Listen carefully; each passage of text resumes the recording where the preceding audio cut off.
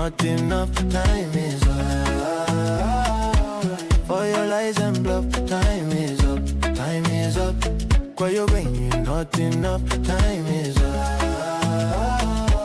For your lies and bluff. Kani zanu ndizo panda pindu, anakulira miseu mwatu, tikufuna chilengede chazo pano. Osati mapocket anu opindika ndalama. Listen to the cries, they're louder than your lies. You can't silence the truth. It's time for the youth, time is up, time is up. When you're going is not enough, time is up. For your lies and bluff, time is up, time is up. When you're going is not enough, time is up. For your lies and bluff. We rise, we stand, we fight together for the children, for a better forever.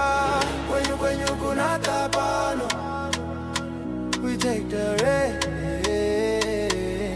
Tikonza jiko.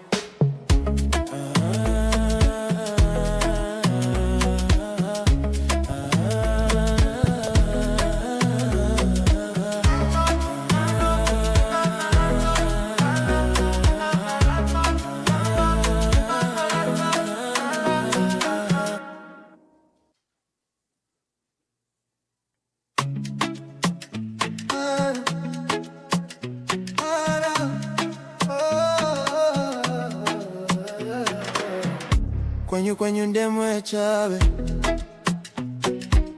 mabanja onanjala mkomo,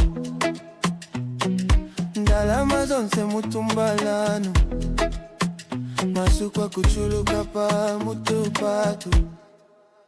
Time is up, time is up.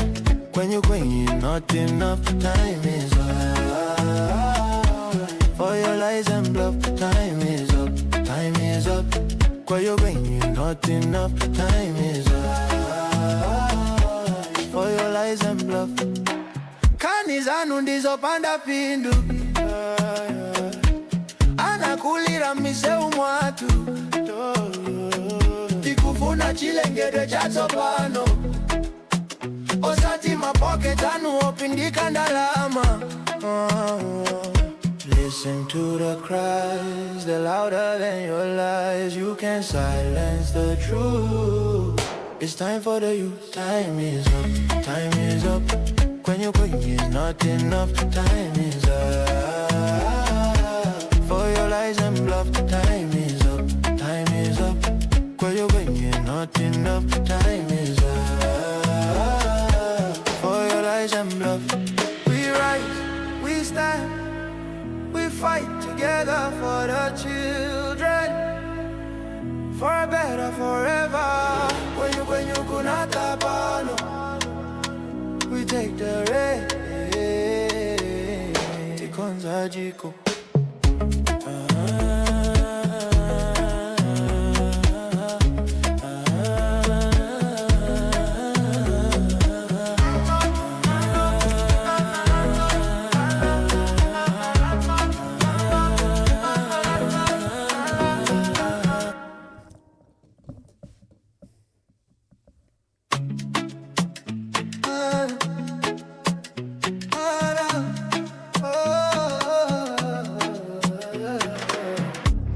Kwenye ndemwe chabe, mabanja onanjala mkomo, ndalama zonse mutumbalano, masukwa kuchuluka pa mutupatu. Time is up, time is up. Kwenye not enough, time is up. For your lies and bluff, time is up, time is up.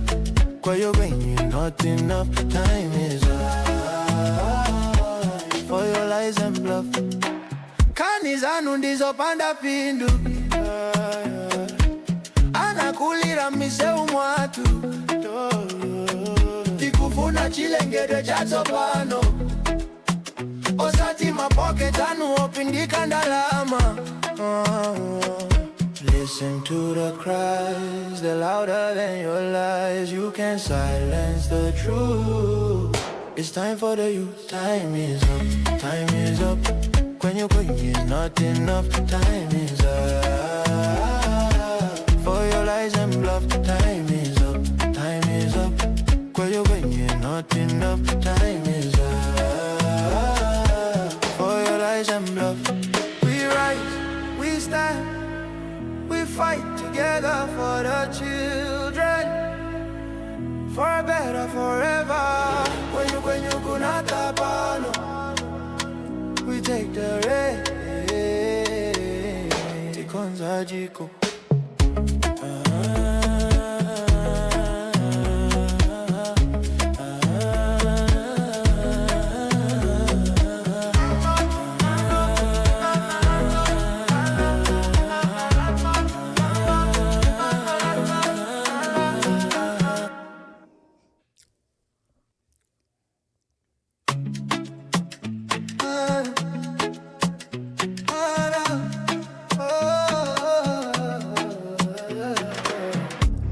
Kwenye ndemwe chabe.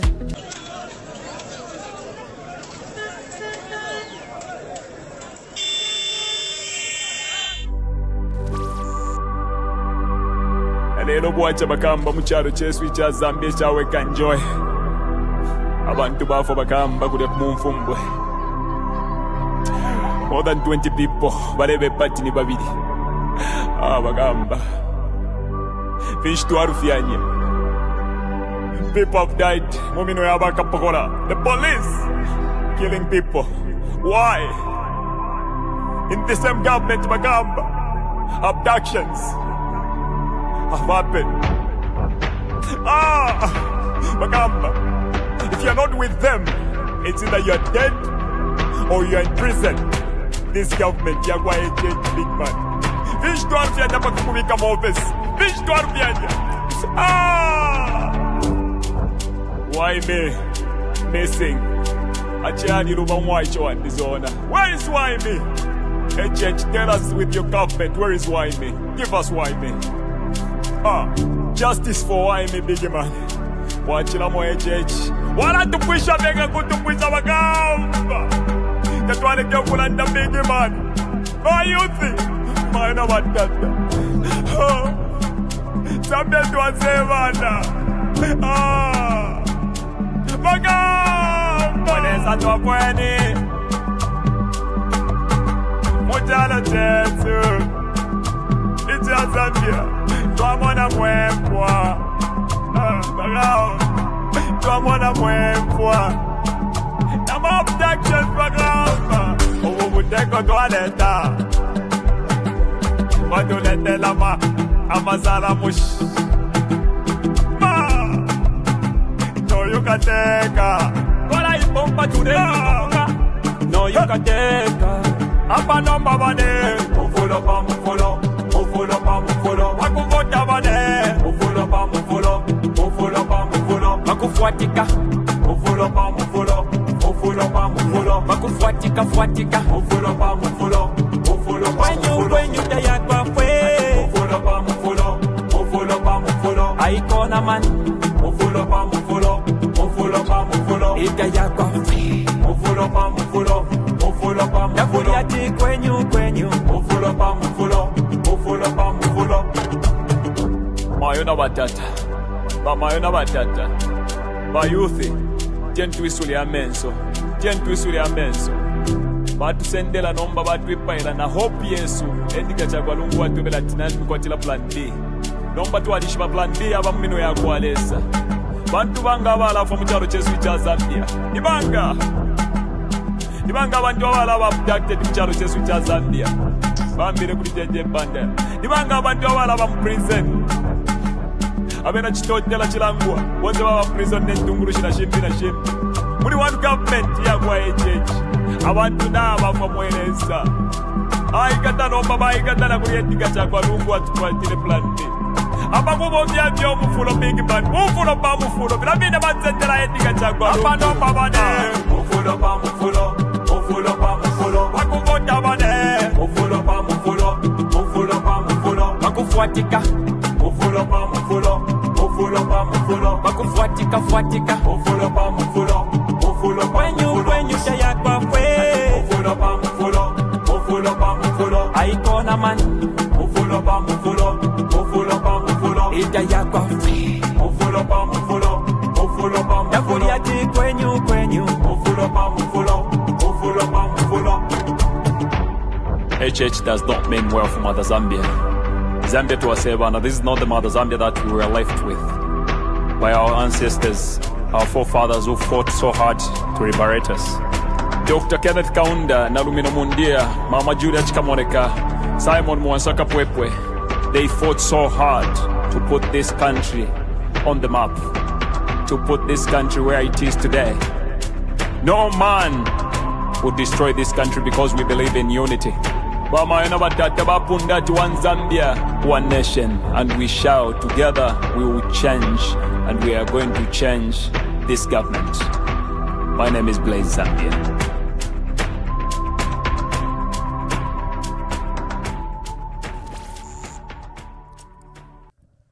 Good evening and welcome to today's broadcast.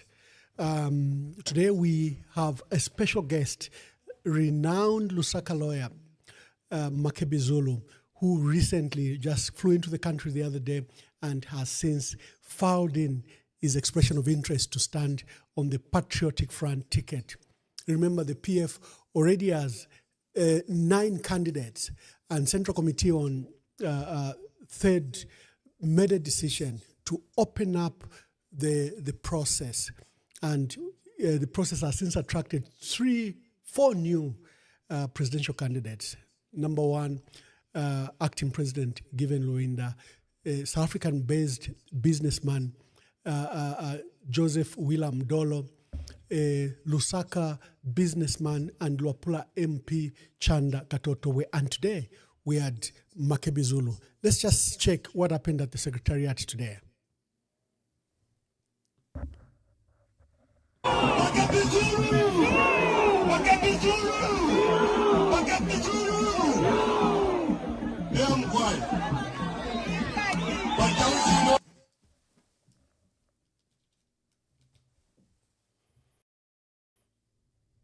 That was Makebi Zulu filing his nominations.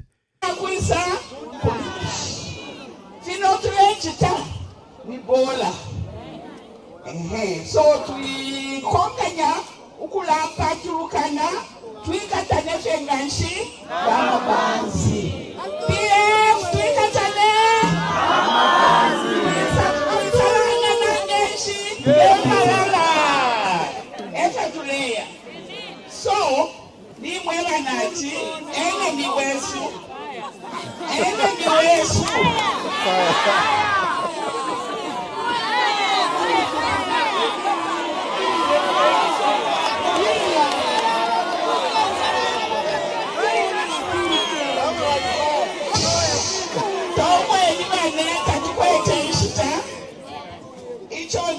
kumweba okutila ndeshindika na bakandidate aba na temwasali okachilanda. He was talking about unity. Ebutungulushi kumwezi uko nafuma tatulanda chilandelande tulandila mwisa munyimbo ati kutekembwa mano kutekembwa mano ayakula mano watekembwa mutiyaya kutekembwa mano kutekembwa mano ayakula mano watekembwa mutiyaya keep it donkey sense and to keep it donkey sense I will love to sense it you keep it donkey will work on me.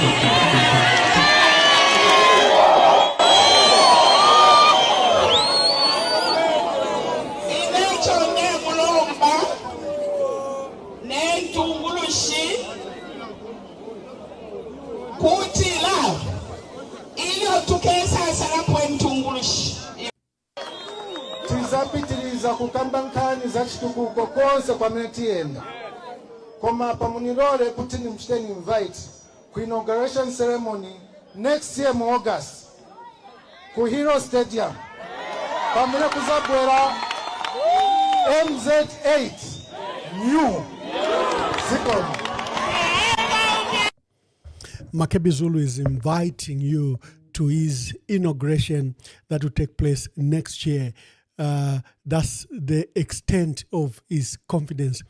Let me bring Mr. Makebi Zulu here and we begin the discussion. Honorable Makebi Zulu, good day and welcome to today's program and welcome back in Zambia. I think the last time you left our country was in January this year and you've been in South Africa attending to the obvious that the country is aware of. Welcome to Zambia. And how did today go? Thank you very much, Ambassador. I'm greatly humbled to be on your show once again. And how did today go? Today was exciting. It was humbling. It was solemn. It was a mixture of feelings. The party is at a point when it is about to choose leaders or have people that are going to run the party, perhaps following the demise of President Edgar Chagwa Lungu, who was president of the party. And during that ceremony, I did state that perhaps we're not looking for a replacement for President Edgar Chagwa Lungu, but we're looking to continue with the legacy of the Patriotic Front Party, because we can never replace a good man, or we can never fit into the shoes of a person like President Edgar Chagwa Lungu, just like we can never fit in the shoes of President Michael Sata.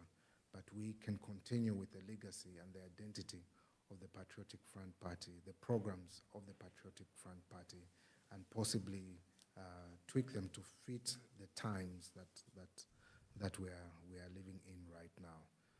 So it was a solemn moment for the reason that we have at this point, by reason of the death of our former president. So that's what it was for me. That's what it was for me. True, it was a mixture of emotions, both celebratory and again and also solemn. The Patriotic Front has been on this journey. When the late president intimated that he wished to retire, before he came back in 2023, when the Patriotic Front there was an attempt to steal the political party. That journey of getting a new leader to replace a president was halted momentarily. With the demise of the president, the process was restarted.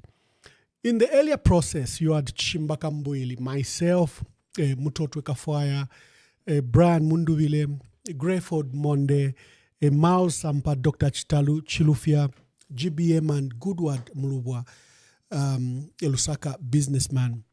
This process has since been joined by yourself, Honorable Given Luwinda, Lwapula MP Mutotwe Kafwaya, Katotowe Chanda Katotowe, and Joseph Wheeler Mudolo from South Africa. The number swelled to I think to 13. Why did you decide to join the race? I know parameters will have changed. Maybe people like GBM and others may not stand. I am in foreign lands. Parameters have changed, but essentially these are your official candidates. Why did you join the race, and why did you think you should lead the Patriotic Front? Like you said, parameters have changed from 2022 or 2021 to this particular point. Parameters have changed to the extent that there is a call for leadership, and Patriotic Front Party, being a democratic party that it is, a party that exercises democracy, a party that has gone through conventions where leadership has been changed successfully through conventions. It is the lifestyle. It is democracy is the lifeblood of our party, and our party does not restrict any person from participating in the democratic processes of the party. neither does it intimidate anyone from participating in the democratic processes of the party. And that is the beauty of the Patriotic Front party. We have espoused democracy to its very core. And coming to what caused my coming into this program, I remember during your last program, we did have a discussion as regards that matter, and the calls that came in were overwhelming, calling on the participation of myself in this particular process. But that is not to say that that was the first call, but there have been discussions. I have had discussions with quite a number of people that thought it may be fit to participate in this particular process. And obviously, being under the tutelage of great men like President Edgar Chagwa Lungu, I've had occasion to relate with President Rupia Bwezani-Banda, and obviously my relationship with these presidents got stronger after they became former presidents, as it were.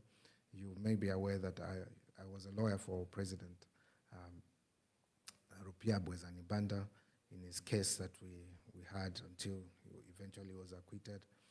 And I enjoyed that cordial relationship and was attracted into politics by reason of the many clients that were affiliated to politics during this particular period. That's from 2011 coming all the way until now.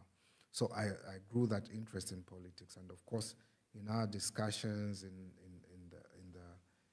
the political discourse of the country, I got to learn quite a lot of things, and I know that leadership is from God, and there are certain qualities that God reposes in each and every person, and God calls us to leadership in His own ways.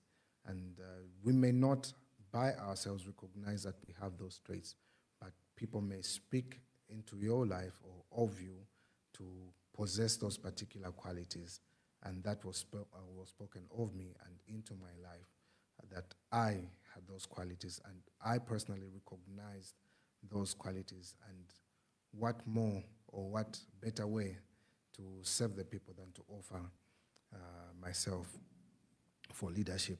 And of course, the first time I offered myself for leadership was the time I participated in Malambo constituency, and the decision to contest in that particular election was birthed in 2016 of February 2016, the very year of the election. That was hardly 6 months before the election.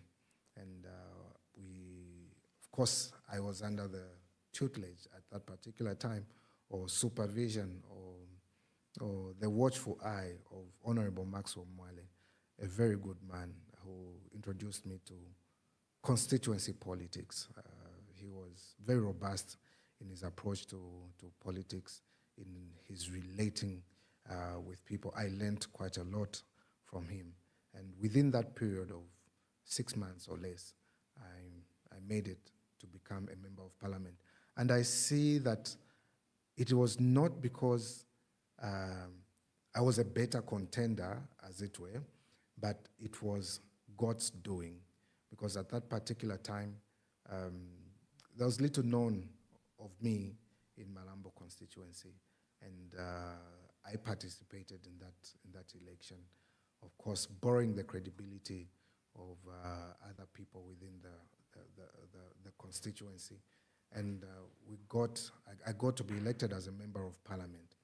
And because I acknowledge that leadership is from God, I knew it was nothing to be proud of, because it was not my own doing, but it was God's doing. So when it came to 2021, you may know that I lost the election in 2021, and a lot of people keep talking about that to say, how come you're offering yourself for president? Yeah, your detractors. Constituency. Your detractors don't seem to know what that in life is failure. So they exploit that you were a member of parliament for Malambo, you failed in Malambo. Now you want the presidency. Maybe first you do your homework in Malambo and get re-elected in Malambo before you seek the presidency. What's your answer when your opponents pushed the issue that you did not succeed in 2021? I was getting to that. And I'll tell you what my honest belief is. The loss in Malambo for me was not because I was less popular. My loss in Malambo was because my time had come to an end. I say so because if you look at the election of 2016, there was very little known of me. And my dependence at that particular time was on God, that God would do it. And in fact, he did do it. When it came to the 2021 election, I had everything I needed. I had all the money I needed to campaign. I had all the vehicles I needed to campaign. But there was this strong wind for change of government. And the change indeed was there. And for a fact, I thank God that I did not make it in that election. The reason I thank God I didn't make it in that election is if I had made it in that election, I would have thought it was my own doing because I had the money, I had everything that I needed to. Perhaps it was God saying, it is not about you. It is not what you have. I'm the one who appoints leaders. I'm the one who removes leaders. That is what I make of the 2021 election. And when I think back and look at where we are right now, I possibly realize that God had a reason for me not continuing to be a member of parliament. He had a reason because if I was still a member of parliament, I would not have had the opportunity for President Isiel to choose me and Mr. Msukwa, who also lost an election, to accompany him in South Africa, to spend the last days of his life with him in South Africa. God knew that perhaps he needed Honorable Msukwa. God knew that perhaps he needed myself to be with him. If we were members of parliament, perhaps we would not have been there. And perhaps even the issues around the party that were happening after that election, God possibly knew that I needed to dedicate that time to defend the party, to defend those who were being persecuted by the current government. He knew I needed to dedicate that time to save humanity, to save his people. And he gave me that opportunity to do so. He gave me that opportunity to grow. He gave me that opportunity to reflect on my leadership. He gave me that opportunity to learn even much more as to how to lead, as it were, in the best way possible. And all this happening until now, and the cause from the people, and through consultation, through prayer, through fasting, we get to a point where you realize I need to heed to this call, and hence coming to this position where I'm heeding to the call to leadership. It is not wrong to offer oneself up to leadership. And I think every person should be able to acknowledge that call to leadership and offer themselves up for leadership. Because we keep telling ourselves politics is a dirty game because we choose to not participate in it. But if good people out there, those that believe that they're capable of leading, those that believe in the fair distribution of the wealth of the country, those that believe that a country needs good leaders to take up leadership positions, they need to come forth. They need to take up those roles. They need to realize that leadership is a call by God, and they need to obey the voice of God in taking up leadership positions. And I would urge even much more, it shouldn't just end here, I would urge much more the younger generation, I would urge everyone to be able to participate in the political life of our country. We are at a point where this country needs a lot more patriots to participate in the growth of the country. We need a lot more people who care more for the country than they do for anything else to participate in the political discourse of our country. We have perpetuated or allowed the politics of the country to be destroyed by men who should not ordinarily be holding those particular positions, because a lot of people have not offered themselves up for leadership. So my call is for more young people, more women, more youths, to take part in the political discourse of the country. Not because you feel the country owes you something, but because you owe the country something, and there's something that you think you can offer to the nation. And people are given a variety of people to select from. And choice is very necessary in life, and people must be given that choice to choose who they think would best respond to the needs that they have, who they think would be first amongst equals, not necessarily putting a boss who will be there, but leadership is simply being first amongst equals, so that you deliver to the expectations of those that you have been privileged to lead, not because you want to satisfy your own desires, but because it is desirable that everyone's desires be satisfied. That's what I would say as regards that. Thank you. Since your arrival on Friday, I think you've spent time to see senior leaders of the country, senior leaders of the party. We saw pictures of you with former Vice President Mama Inonge Mutukwa Wina, and this morning, we saw the pictures of you with the Archbishop of Lusaka, the Catholic Archbishop of Lusaka, who apparently is also the family-appointed mediator in the matters regarding the late president. Why was it important that you see these senior people in your quest? Was it consultation? What was it?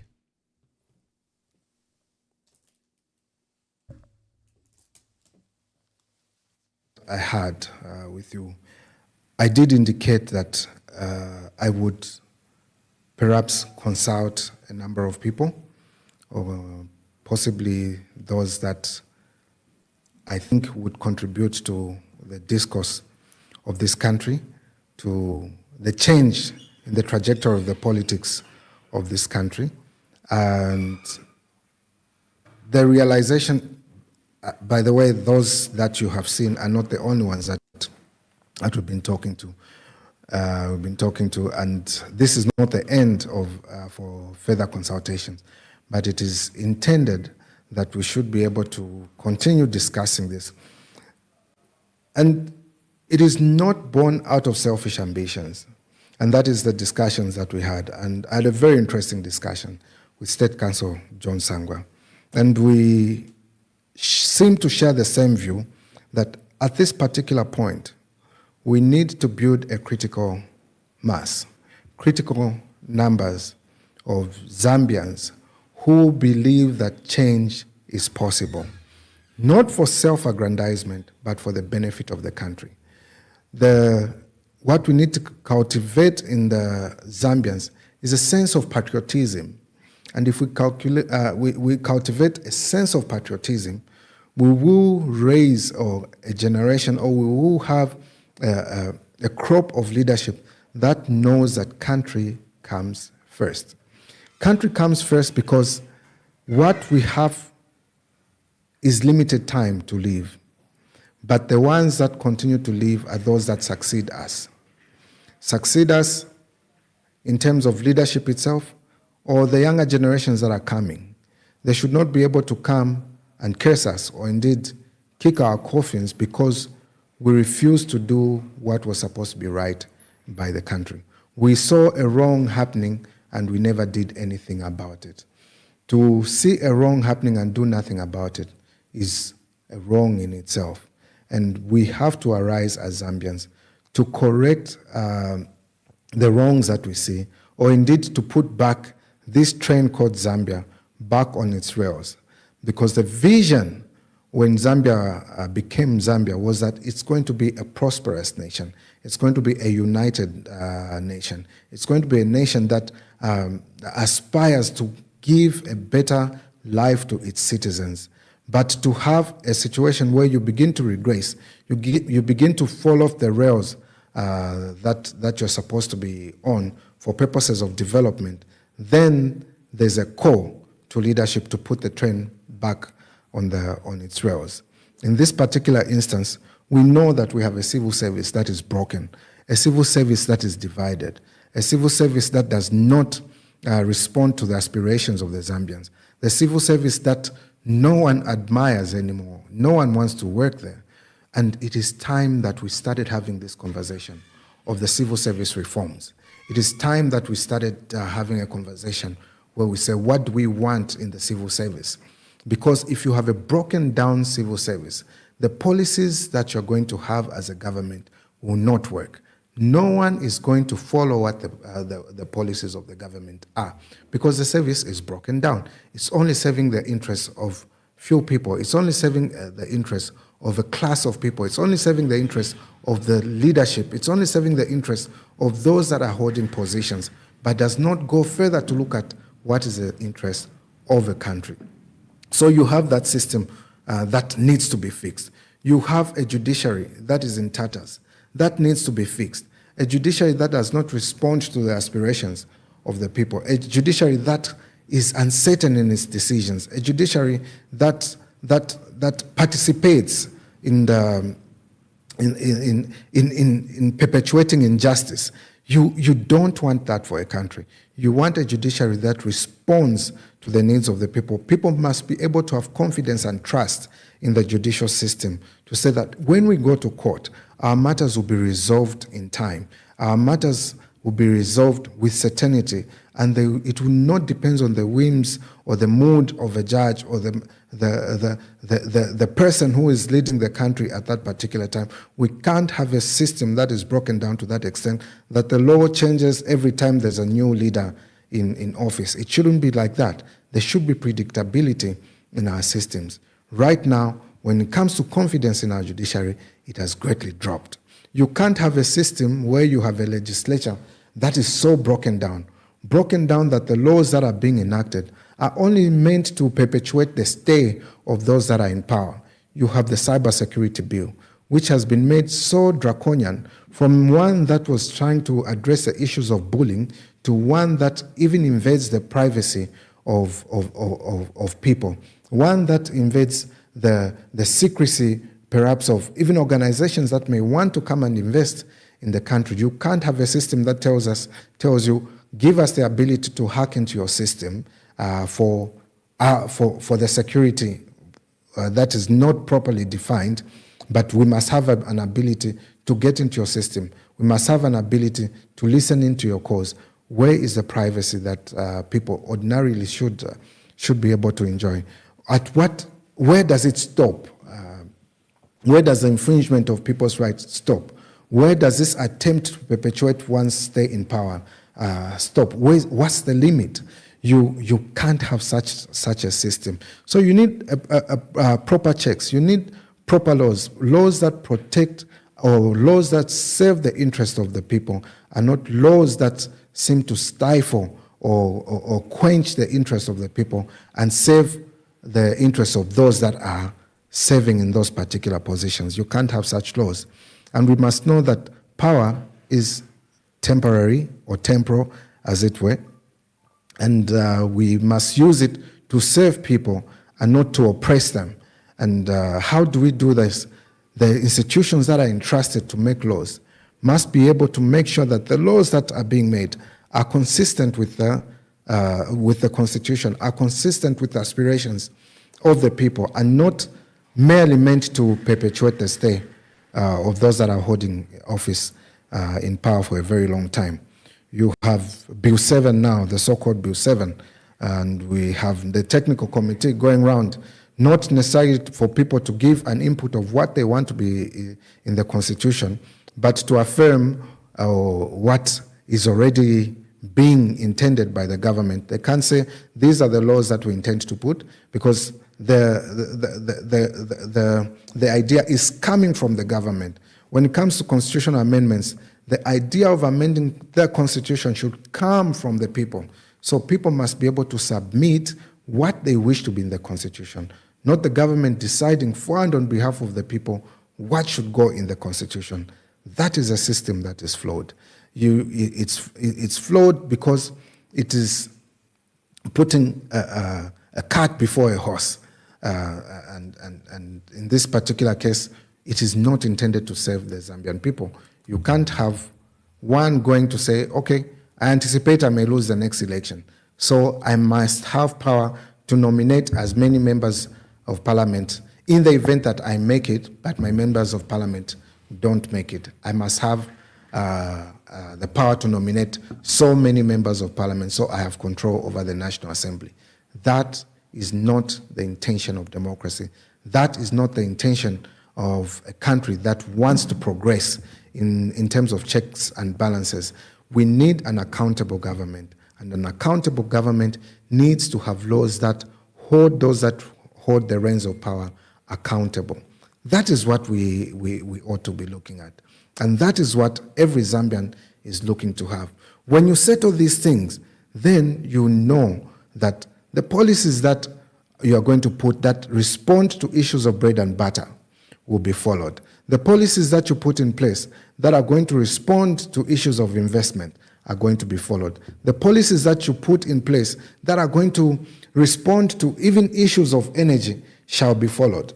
The energy policy for this country is very good, but is it being followed? It is not being followed because of selfish interests of certain individuals, because of misprioritization of what ought to be prioritized. When you relegate your citizens to second class and put... Yeah, just to support your position, the Oasis Forum, comprising the Law Association of Zambia, the Christian Council of Churches in Zambia, the Evangelical Fellowship in Zambia, and the Zambia Conference of Catholic Bishops, have issued a very strong statement urging the president to literally withdraw the process. They've stated that the technical committee doesn't have legitimacy because there's no legal framework guiding it and surrounding it. They've also demanded that Bill 7 is dead, declared dead by the courts, and Bill 7 should not inspire the current process. But remember, they've issued terms of reference drawn from Bill 7 and from government's reason, the 13 reasons why they wanted to amend the constitution. They've also stated that this process must not be tied to elections.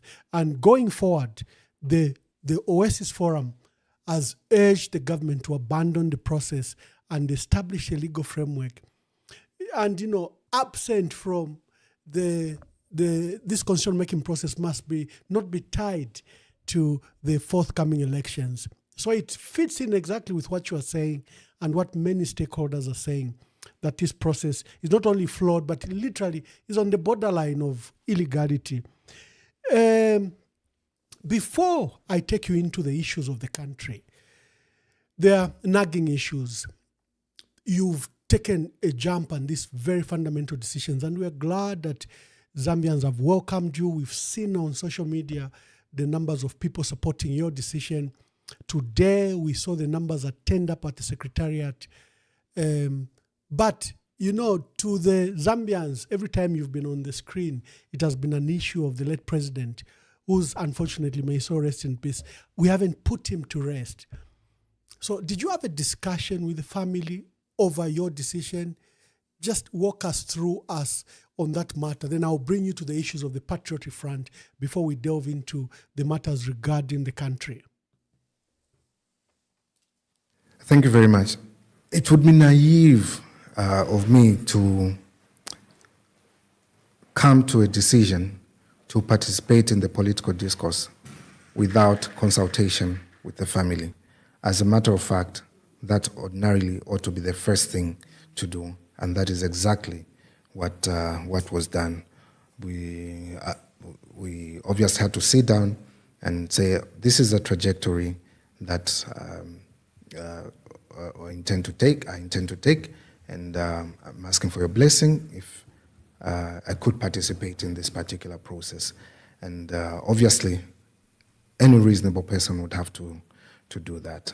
And beyond that, the conviction to do it can be acknowledged, or can be acknowledged by those that are around you to agree that indeed they think you possibly could, and that belief itself is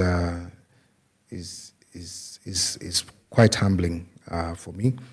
And beyond that, it's the wider consultations that are there. I know the issue that I've been seeing going back and forth is that you can't participate because you have this issue of the body to deal with. You have this issue of barrier to deal with. And I would like to state that the question of the burial of President Edgar Chagwa Lungu is an issue for all of us. In speaking for and on behalf of the family, I communicate the desires of the family, the desires of the late president as a person that is properly principled ought ordinarily to do. And I know many Zambians out there are principled enough to hold firm to the wishes of the deceased, hold firm to the wishes of the family in matters that are solemn as this particular one. It is not a comfortable matter to discuss, but it has been moved and made to seem as though the idea of the burial is a political move. Obviously, that is being drawn by the detractors. No one is talking about how that the family is not the one that went to court, how that the issues that surround this matter are issues of trust, the trust that has been broken down between the family and the government, not by reason of the actions of the family, but by reason of the actions of the government.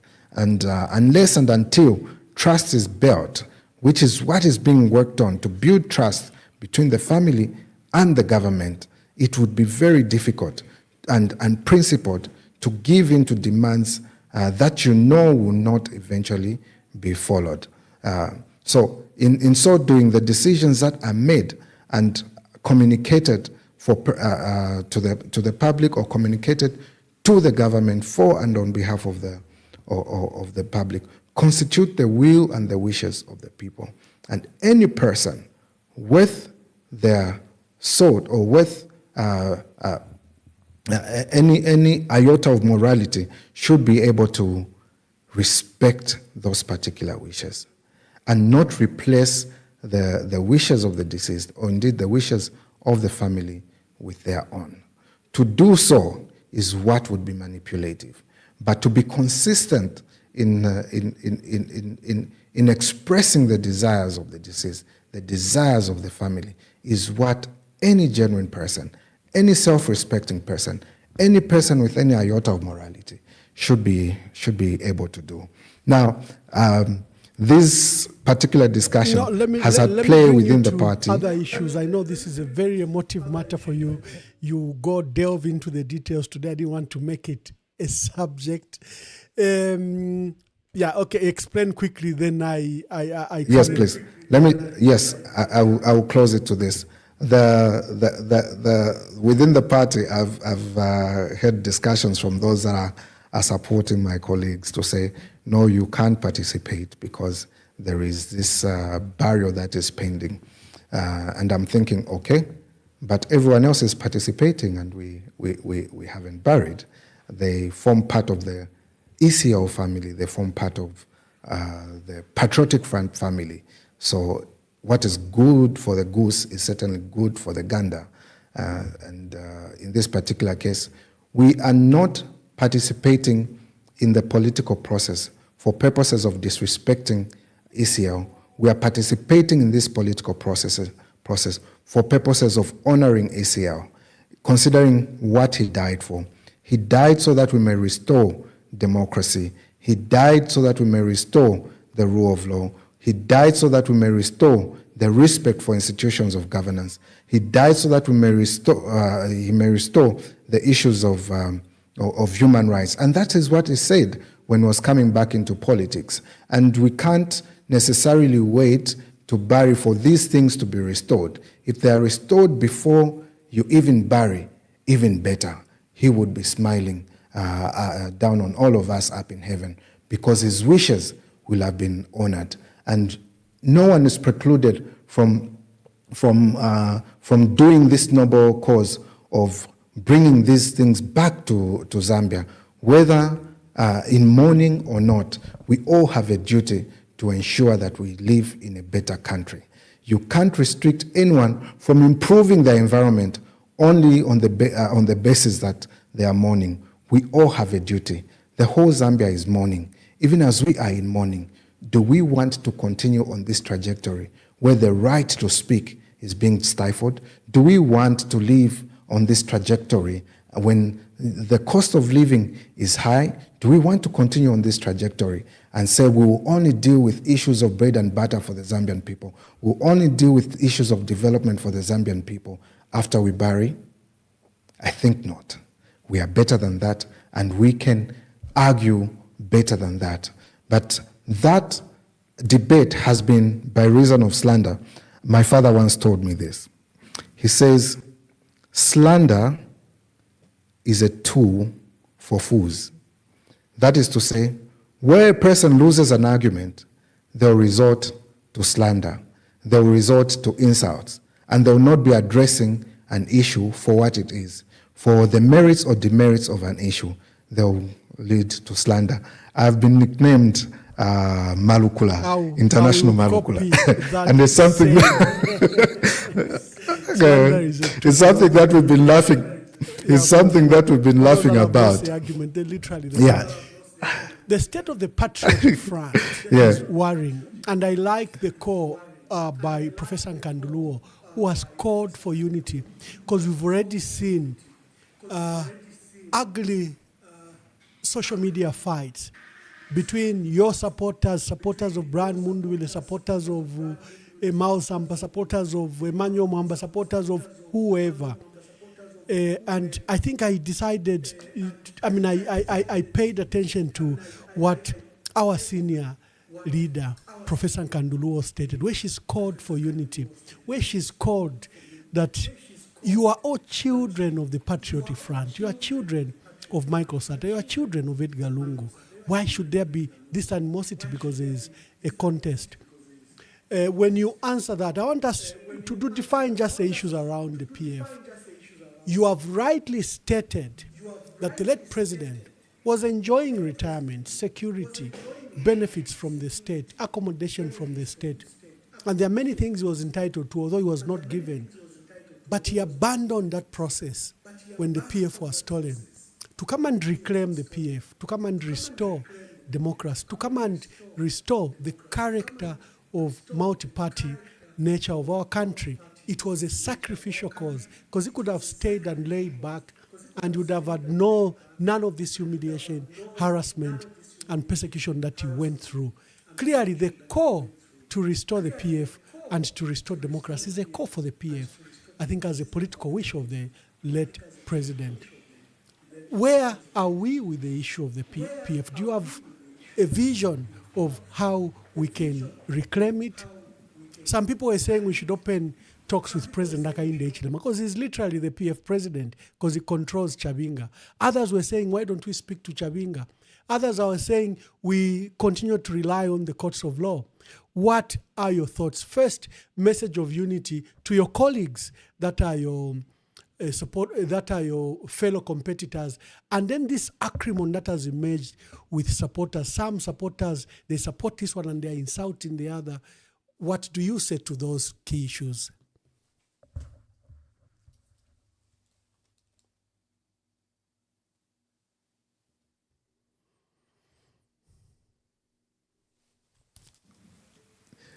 I have gotten to learn that times what happens in an organization, a reflection of what is happening in the country. The level of vision that we're experiencing in the party goes even beyond the party. There's division in the country that needs to be fixed. We are not united as a country. But perhaps let me start by dealing with the issues of the party. The call to unity is one that is intended to serve the cause for the Zambians. Because Zambians are looking for a leadership that is united. Zambians are not looking for leadership or leaders who are selfish, who think it can only be me to take this step, it can only be no one else. We subject ourselves to this process of leadership or choosing a leader. And this process is not, cannot be interpreted to mean that we are divided. But the issue is, what is it that is dividing us? I will tell you this. PF as a party, as a constituents of people, is not divided. There are certain rogue elements within the party that have hijacked the party, asserted themselves to lead the party in a manner that is currently being contested. It is for that reason that when this matter came up in the last sitting, we argued before the court to say the person who held this convention says he had no authority to hold the convention. And therefore, everything that he did is a nullity and the party should be taken back to its original position. Unfortunately, the court disagreed with that particular position as a preliminary issue and said the matter will go all out through trial. The indications are that we're going to have the trial in the next 2 days. And we hope and pray that as the evidence is going to be presented before the court, because this is a matter that perhaps some issues have already been established by way of admission as to what exactly happened, what exactly could have been done, that was not done. That has already been established. So we anticipate that it should not necessarily take long. Evidence should be presented. Those that are defending the matter should be able to defend the matter.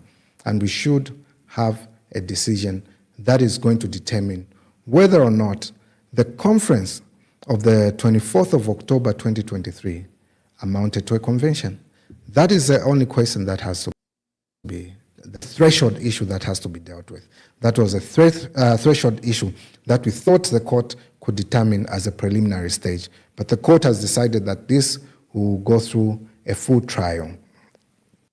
And obviously, in a quest to get back the party, we are doing everything possible to ensure that the party is gotten back. Now, the effect that this had is that it affects the democracy of the nation, especially when the state are accomplice to what exactly is going on. You are aware that the Registrar of Societies, Madam Mende, has been on suspension because of the issue of the Patriotic Front Party. She refused to do what was wrong. She refused to change the office bearers on the Patriotic Front Party, on the reason, or based on the reason that the constitution that we submitted to the Registrar of Societies was not followed. What happened? She was charged by the now Permanent Secretary Matambo, charged, and she has been put on suspension. She's at home, replaced, and the person who took over that position quickly changed the office bearers, leading to what we are in. Now, this participation by the executive in the internal affairs of the Patriotic Front Party for purposes of destabilizing the party has far-reaching consequences. It destabilizes the democratic credentials that we have as a country. It stifles the freedom of association that ordinarily Zambians should have, people should have. But what has been proved so far as regards the Patriotic Front Party is that the Patriotic Front Party is beyond a piece of paper. The Patriotic Front Party is a movement of people who believe in an ideology that Zambia can be better. We had an opportunity to rule. We may have made our mistakes. We may have conducted ourselves in a manner that Zambians did not like, and they chose an option that is there. But to take away the possibility of Zambians continuing to have options for purposes of perpetuating one stay in power is in itself immoral. The participation by the state in making sure that illegally so, the Patriotic Front parties' names are changed, even when the Registrar of Societies was of the view that it was not right to do so. It was inconsistent with the party constitution to impose one's will, one's decision over a person who is by law given the power to make that decision is in itself wrong and shouldn't be tolerated. We are a people that should be governed by laws and not the whims and caprices of men. We are where we are as a party because of the whims and caprices of those that are ruling. Particularly, and participating in this, is the Permanent Secretary for the Minister of Home Affairs, Mr. Matambo. That should not be the case. And that in itself should make one rethink how they are conducting themselves in public offices. And that is why in this renewed call to have this national dialogue, renewed call to participate in this, in the democratic dispensation of this country, is so that you have the offices of the ombudsman, the office of the ombudsman to be activated. They need to start working. They need to be empowered enough to be able to look into the conduct of the officers in government. This government is reluctant to operationalize that office to its fullest extent because they know they will be held accountable. And now this new move is that let have active the office of the ombudsman. Let us have systems that are going to report to a higher body and not to individuals. Let us have systems that will report to the people, of course through their representatives to Parliament. We need those reforms. It is time for reforms. And our argument now, as we are coming into government, is that we want reforms in the judiciary. We want reforms in the executive. We want reforms in the legislature. We want reforms in the civil service that will respond to the aspirations of the people. That will give confidence to the people that these institutions are serving their interests. When the institutions start serving the interests of the people, people begin to buy into what government intends to do, and they participate fully into what government intends to do. They do not think that persons that are in government are only there to take away resources and enrich themselves. They begin to look at it as a collective decision that is being made. So when you ask about the Patriotic Front Party and the issues of divisions that are there and the issues of what is going on there, it is the participation of the state that is giving an impression that we cannot recover from these divisions. But as a party, we are united. We are only thinking, okay, who will best lead us? And the idea of leading is part of democracy. It's a good fight. It's a good competition. But the idea of using persons in a political party for purposes of subverting the course of this country's democracy is in itself wrong and should not be tolerated. PF is not the only party that has suffered this. We had the Democratic, DP, where Harry Kalaba was president. We are seeing attempts that are similarly being made on the Socialist Party, and that should not be the case. That should not be the case. So going forward, what does this call for? It calls for unity amongst the opposition political parties. We can't disappoint the Zambian people by pushing selfish interests. Sometimes, even when it's very clear that one party cannot make it on its own. When it's very clear that if we stand on our own, we will not be able to correct the wrongs that are being done. We will not be able to respond to the aspirations of the people. Yet we go ahead and choose to be on our own.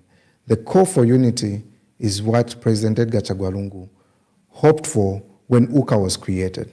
It is what he hoped for when Tonse Alliance was created. And that hope should not die. That hope must continue. We must all come together. This alliance that will have the interest of Zambians first. That will put the interest of Zambians first. We need to do that as soon as yesterday. It's something that we should have done. And it's something, this is a path that we should be walking. And this is a call to all the leadership in the opposition to say, let us come together. Let us fix this thing. When we fix this thing, we'll also be able to fix the divisions that are happening at national level. This regionalism that is being perpetuated at national level, we will be able to heal that when we learn to come together, even as small units such as political parties. When we heal ourselves as political parties, we'll be able to heal ourselves as a nation. And that is what we should be going for. That is what we should be discussing. Those are the conversations that we have been having even in these consultations that we've had in the last few days or couple of weeks, that leading to my declaration of interest in participating in the political process of our party. Yeah. Oh, thank you very much. We saw the president, and he was on the Copper Belt. We saw what happened. I think it demonstrated disaffection that is going in the country. Our people do not believe that this could happen. A president who has transported his own supporters to be booed, stoned, chased, property damaged, a car for the police damaged, tents, public toilets, mobile public toilets that were hired, destroyed. Of course, President Hakainde Hichilema appears to live in a utopia that everything is okay. He believes that he's growing the economy. He believes that he has put the country on the path to recovery. He claims he has resolved the debt restructuring process. He believes that he has stabilized the country and he has brought peace, as they always remind us, as if we were at war. But the events on the Copper Belt seems to be a genuine reflection of the disaffection in the country. Is that your reading? Is a president living in another country? In fact, he accuses us of not living in this country because we refuse to acknowledge the so-called successes that he has made.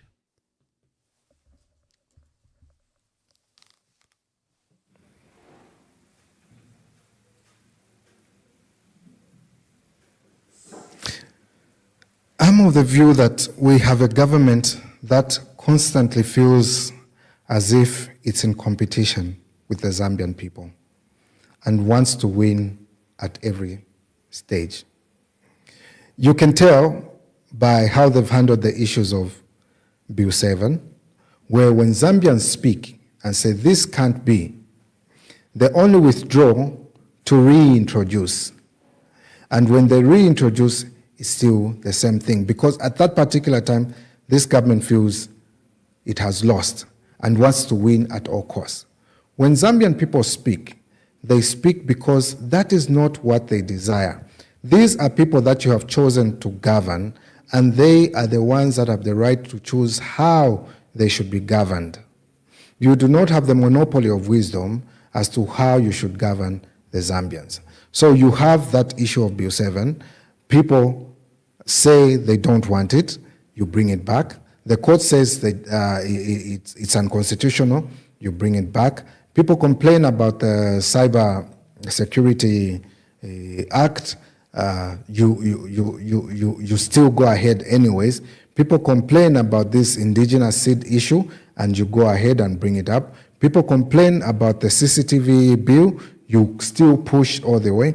People complain about the cost of living, and you tell the people, where do you live? Which country do you live in? So it's like it's a competition between the citizens and the government.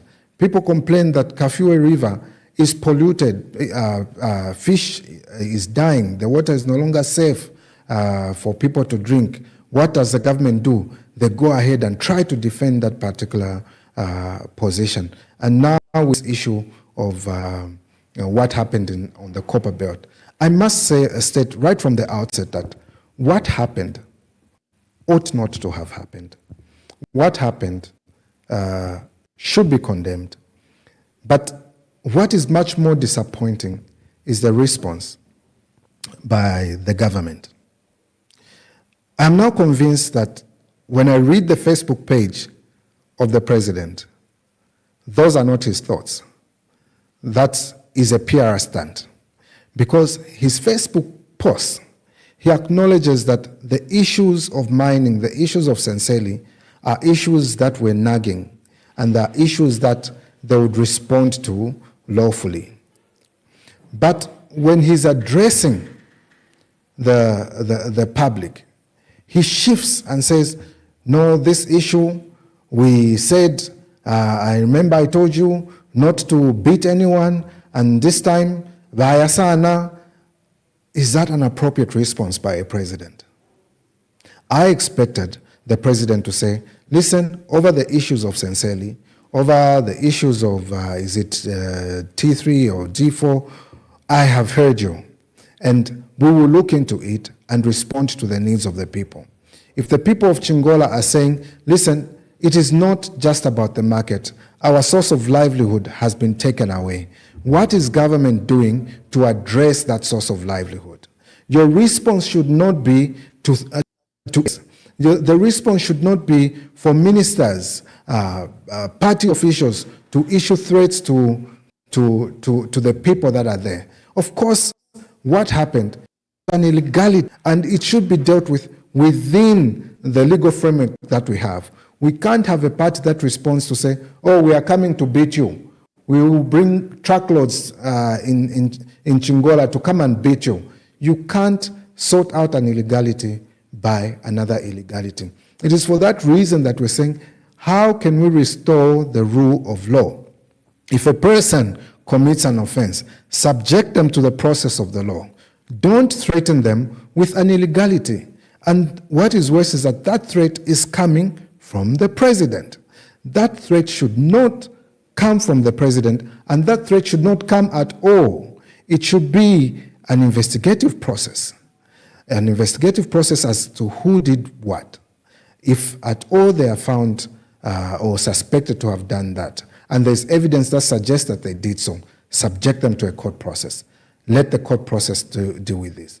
Don't have a cadre or a minister or any member of the party respond by saying, we will come and beat you. Don't respond as a president and say, oh, you members of my party, remember I stopped you from beating anyone, as though they were authorized by any law to do so, and as though it is by your kind gesture that they are not doing it. They are not doing it because it's illegal to do so. You stop them not because you are kind, but because it is illegal to do so. And to stop them now, to talk to them and tell them, remember I stopped you, but nomba vaya sana. You are trying to suggest that whether they act violently or not is dependent on what you tell them. And that is not a mark of leadership. The mark of leadership is to restrain your members as much as possible and make sure that they abide by the rule of law. They abide by the laws that this country has put in place to safeguard its peace, to safeguard the law and order in public places. We have sufficient laws to deal with that. We don't need to resort to promoting violence. We don't need to resort to extrajudicial measures for purposes of curbing what may have been an embarrassment. Of course, it was a very big embarrassment. Of course, we wouldn't wish it on your worst enemy, because the last time something similar to that happened was in the time of Kaunda, when he went to the stadium and people threw oranges at him. And it has happened again. That should be a point of awakening. Are we responding to the needs of the people? Are we responding to the desires of the people? And that is the conversation that the government should be having. What are our policy issues when it comes to beneficiation of the resources that we have in areas where those resources are situated? How are the communities living in those particular places? How are we responding to their needs? Are we creating employment? Are we taking it away? Are we restricting the beneficiation of resources to a small clique of people or a section of people, or to cadres only who are able to access that resource for their own benefit, and leaving out those communities that are around those resources? Those are serious conversations that we should be having now. Those are serious conversations that should build our country, to say, how do we respond to Zambians? How do we feed Zambians? How do we make sure that they have means for survival wherever they may be? How do we make use of the resource that we have to distribute it evenly, equitably throughout the country, for people to feel that their life has improved? You can't show up on TV and say, those that are saying that the cost of living has not improved, those that are saying that things are one, are not thinking at all. Where do you live? People live in Zambia. When they compete, it's not competition against you as government. It is a call for you to do something about it, because they've given you the mandate to act, and act in a manner that responds to their needs. That is what I would say as regards that issue. Wonderful. Thank you very much. Dear viewers, it's your time to participate in this debate. We are hosting former minister, provincial minister of Eastern Province, former Malambo MP, and renowned Lusaka lawyer, Makebi Zulu. The country has seen him from even his youthful days, where people like President Rupia Banda trusted him to be, his lawyer. When I remember the cases of Rupia Banda, that was 2012. Makebi Zulu still looks youthful. How old were you then? I can imagine 10 years ago. So, dear viewers, we are hosting Makebi Zulu. He's just declared his interest to stand as PF presidential candidate. We are here to take your calls. One second to Kai. In your mind, I bet Sabana will be there for Queen, meaning I bet Sapuli Mwe. Muleva Cheche for Valelanda. Ushevalelanda, Amashui Yakula, Languvalelanda Mashui Yakub Naula.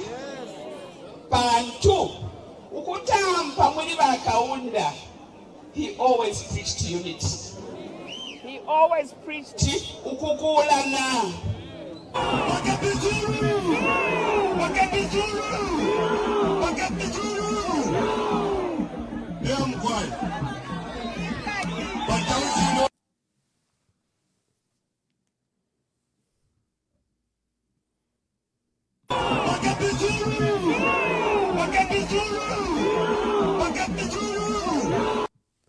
We seem to have our first caller. Caller, please tell us your name and where you are calling us from. Good evening, Honorable Mwamba. Good evening. Good evening, the incoming President MZ. Good evening. He can hear you. Thank you.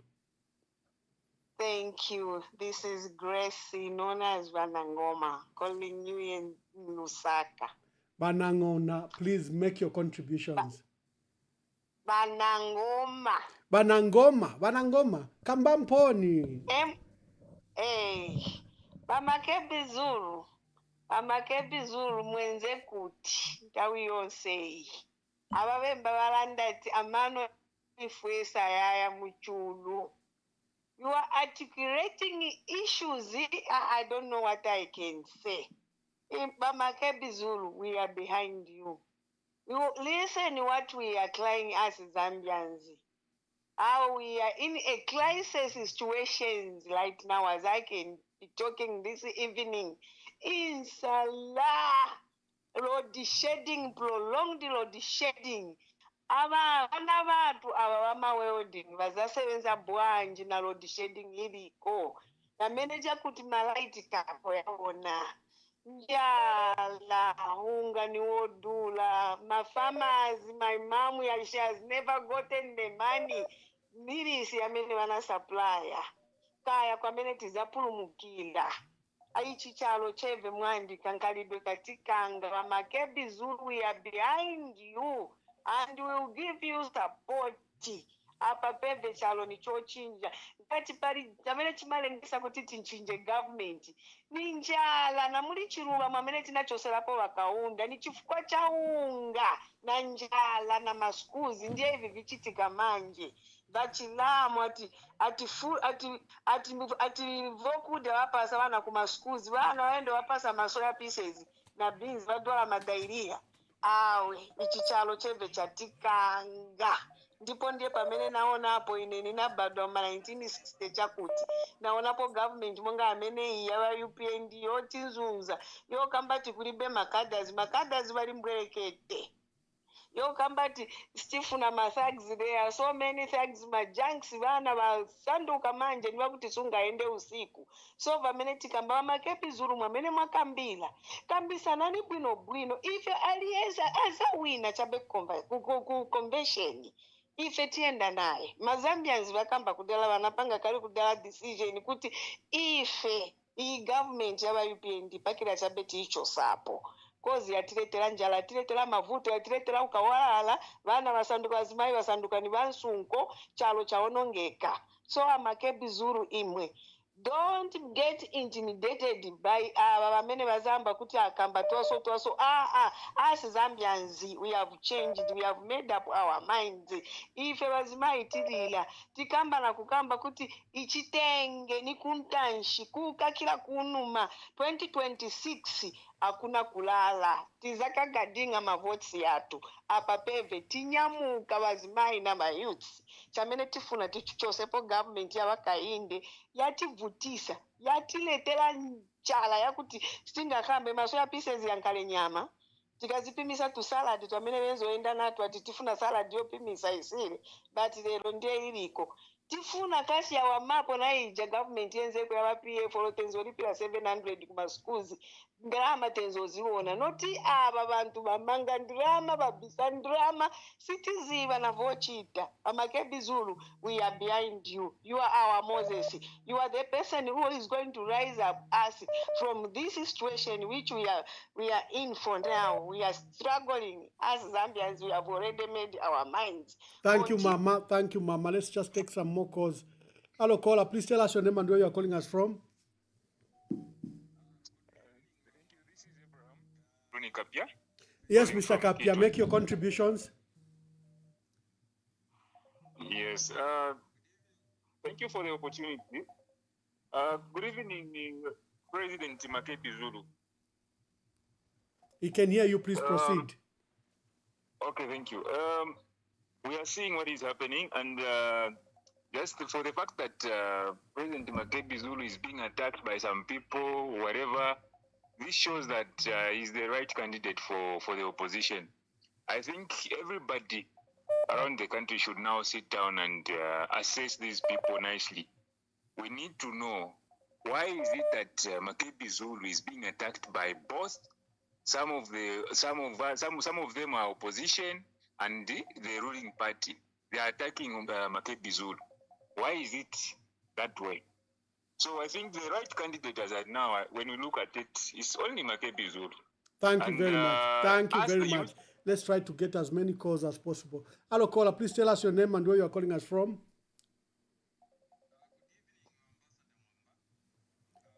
Hello. Hello, caller. Please tell us your name and where you are calling us from. Okay, Charles Mbewe, Mr. Fresh on the line. How are you, Honorable Mwamba? Yes, Mr. And Mr. Fresh, please make your contributions. Thank you so much. And good evening, our incoming President, Honorable Makepi Zulu. Thank you so much for this opportunity, Mwamba. And we thank Zambians who are following. First thing, I think, let me pick about the issues that Zambians are still talking. for your coming on board to, you know, to mutipurumuse mchipululu mwene tiriri muno Honorable Makebi Zulu. President Hakainde Ichilema, I remember there's a clip that he mentioned to say, a lead, if you are being stoned and being booed, okay, then you as a leader, you have failed. This man was stoned recently in Chingola. For me, it's a sign that the man has completely failed. According to his words, this man was an... Oh, we seem to have lost that caller. Hello, caller, please tell us your name and where you're calling us from. Good evening, Honorable Mwamba. Good evening. This is Kabongo from DRC across. Yes. Bakashobwe, how are you? I'm doing well, Honorable Mwamba. Kashobwe is a town on Luapula River, just across the Luapula River. Yeah. Exactly. I'm so happy that I've managed to catch up with Honorable Makebi Zulu today. And I think, first of all, the first thing that I really wanted to tell him is he shouldn't be intimidated. I've seen a lot of people intimidating him. But when he comes back to Kamikata, Kayakufungo, what have you, I remember how he responded. He said, we are coming back to Zambia and we are citizens and we have not committed any crime. I was very, very, very happy with that. Honorable Makebi Zulu, me, I'm not asking you a question. I just want you to promise me as a Zambian citizen who's in diaspora, Congo DRC, who can't even come back home. I want you to promise me that when you come into power, you are going to restore the judiciary system of Zambia. You are going to decentralize the Electoral Commission of Zambia. And Mwala Puishen Sala. Because from my own understanding, if you have got a broken judiciary system, the law will be broken itself. Even the economy that we are crying for cannot be built. I don't even think myself I have a lot of trust in the judiciary of Zambia. And one more thing before I forget. I want you to promise me, as a Zambian citizen, Honorable Makebi Zulu, that when you come, this tribal issue and tribal line will come to end. We will become one Zambia, one nation. The real one Zambia, one nation. I'm sorry to take a lot of time, but I will just take you back a little bit. I'm able to speak a lot of languages. Bakashobwe. Yo, na mwana mafoni yonse alelila. Conclude. Sondweleleni. Ukukunuma bakaunda bareposta abantu. Ni teacher bamuposta bamufunya ku Southern Province bamutwala ku Chipiri. Ngachitaritaya afa yempanga ambu kulaikala ku Chipiri. Abana babo balya twaupamo. Bamakebi Zulu tulefwa muweshe chalo ko chali. Icha lasti. Ndefwa Bamakebi Zulu ngamwakwate nshita. Wafindire bali twala uli ati fimbo poke kukoti. Ndefwa mutwale oyo ati chife media kukoti. Bantu ubu fyachita ngabuka ati yo mulepo nafe mundekati nimomwa atumina abantu wakwe alasama wa president. Emu mlengere wa president wa firwe yo. Na totera na puisha mkwai. Thank you very much. Thank you. The calls are so many. Try to be brief. Hello, caller. Please tell us your name and where you are calling us from. Hello. Hello, caller. Please tell us your name and where you are calling us from. I'm calling from Lusaka. My name is Carlos Mwansa. Carlos Mwansa, make your contributions. I have been following your discourse, and it has been very, very, very, very helpful with what is going on in this country. Honorable Makebi touched on a very important issue that has always been touching my heart, the reforms in the judiciary, executive, legislature, the civil servants. Because I've observed that the way politicians handle some of these matters when it comes to defend the Constitution, it has been horrible. So my question to Honorable Makebi Zulu, what makes politicians not to defend the Constitution but to rep the Constitution without impunity? Or how the reforms are going to help us that politicians can respect the rule of law? Thank you. Thank you very much. Hello, caller, please tell us your name and where you are calling us from. Huh? Hello, caller, tell us your name and where you are calling us from. Good evening, Ambassador Mwamba. Please proceed to make your contribution. Introduce yourself and proceed to make your contributions. Thank you very much. Good evening, Ambassador Mwamba. Good evening, President Makebi. This is Zephania calling from Lusaka, Zambia. I have a question. Today, you expressed your interest to contest the PF presidency. What does this moment symbolize for you personally? And what message do you take from the huge crowd that turned out in massive numbers to support your candidature? Then the other one, which I want just to, the last one is that which constitution does our president use that after losing elections, the opposition should be nayed? Because they said the opposition are going to be nayed, and the people who were organizing those people who booed him. Because that statement from the president, it has brought a lot of Zambians to fear, because the president is the chief commander. And if he speaks like that, meaning is now, whatever the president speaks is policy. And I remember again in the Copper Belt, the president, he said, we are going to start Mingalato. And we saw how Patriotic Front was lost. And we saw how President Edgar Lungu, may he so rest in peace, was insulted left, right, and center. What is your take with what the president has said? And is our country safe in the hands of President Hakainde Hichilema? Thank you. Thank you very much. Hello, caller, please tell us your name and where you are calling us from. Angela calling from Garden, Chilolo. Mkwaiwana Angela. Murifia Wino. Endita.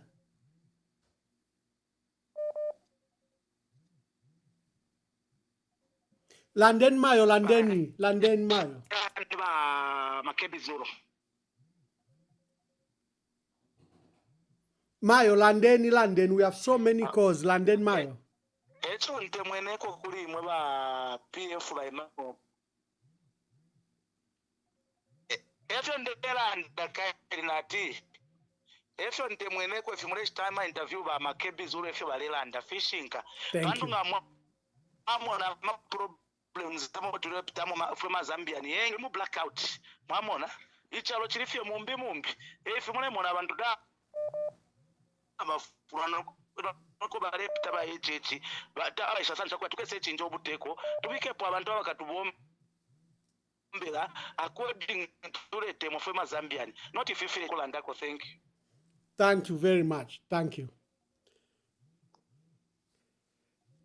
Hello, caller, please tell us your name and where you are calling us from. Hello. Honorable Mwamba. Hello. Thank you so much. Sorry, I think my network here at Kononio Futa Zambia, we are going through load shedding. Mr. Fresh again. Yes. Yes, please. So, I was saying, the man advocated for all these ill things that are happening today, and he should not try to threaten the people that he was pushing to know the things that are happening today. So, as I conclude and as I'm pushing for the agenda of Honorable Makebi Zulu, our incoming president, Honorable Makebi Zulu, we are praying for you. Want God to protect you, and the wisdom that you have, let God add more wisdom, because Zambian people are waiting for you to come and do the best for this land, which has already been destroyed, and the only hope from the youth and the old people depends on you, Honorable Makebi Zulu. I was just meeting some people in Jalala today after your filing in nomination today. People are asking to say, why can't we, the PF, come together and support you, because the public is looking for you to be the leader of this land. Let these leaders remove the issues of jealousy, okay?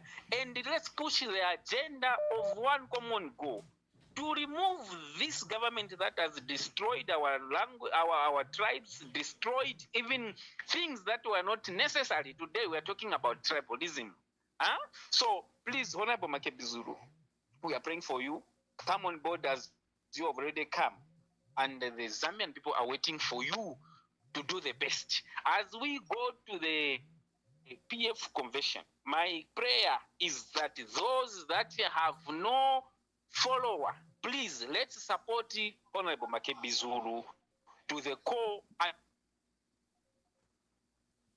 Okay, thank you very much. Callers, quickly call so that then we can allow Honorable Makebi Zulu to respond. Let me just take some more calls. Callers, please call so that we take the calls and allow Makebi Zulu to answer.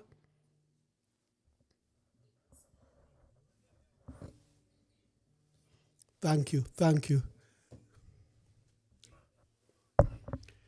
Hello, caller. Please tell us your name and where you're calling us from. Yes, good evening, Ambassador. Hello, good evening. Good evening, Ambassador. This good is evening. Make your contribution. So. Yes. Yes. My contribution is that I love the democracy that is within the Patriotic Front, and I would also want to encourage the incoming president, Makebi Zulu, to go flat out and to reach out even to other districts and provinces, not only Lusaka province. Then the other thing is that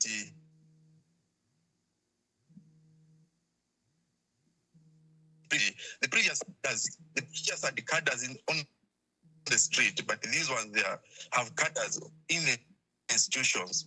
So restoring the independence of the institution, like what MZD is talking about, that's the way to go to liberate this country from nepotism, tribalism, and injustice. Thank you. Thank you very much. Hello, caller. Hello, Makebi. Mwabombeni mkwai. Endita. Mlishanyuko. Yole Salet Sunga, make your contributions, please.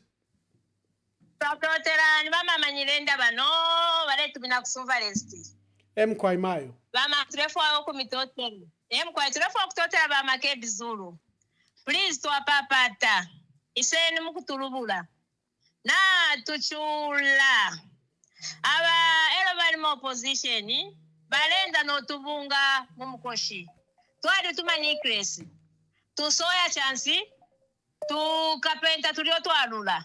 Balela ndoko batilungu nafiru okubomba. That's why ifwe ngatwaisa mukale 3 times. Efe tulefiru okudya. Tubunga twabale pimisha tulio eto balenda na twena tuletwa 1 kwacha tulya. Eto tulefiru okushitanomba pali 10 kwacha. Aba bayishire n'obufi mu government yabwe. So tulelomba please twapapata ikataneni. Ifo pano pa ground na tuikatana. Na tuishwa kwa bafenga twasenda fetizona wa Makebi mwapita. Twaishwa na okusha twao twapusuka. Na tulefu kama please twapapata. Uyocha bingoyo. Tulefu afya abweshewe isipani muminwe yaba PF. Umulandu wa kwebati. Ubu fiebo batu wepele ba UPND na buchiramo. So tulefu wa kumtotela ba Makebi pa de ale na chiba secretariat kulala ningu fobwino. Na kulala na lala buno pandi ni mwana na tulubuka mubusha. Mukulala ensala. Please. Thank you. Thank you. Thank you very much. Hello, caller. Make your contributions. Tell us your name and tell us your contribution. Yes, caller. Hello, caller. Please tell us your name and where you are calling us from. Yeah, this is Charles. This is Charles from here in the USA. Oh, Charles. Yes. Yes. Yeah. How are you doing today? Very well, thank you. My first question to Maccabi is he going to accept the defeat if he's defeated, because he's not the only candidate? 2, why are they not engaging Hichilema? They're supposed to be having a dialogue and tell him in his face, because this guy, I don't think he understands the rule of law, and I don't think he understands power.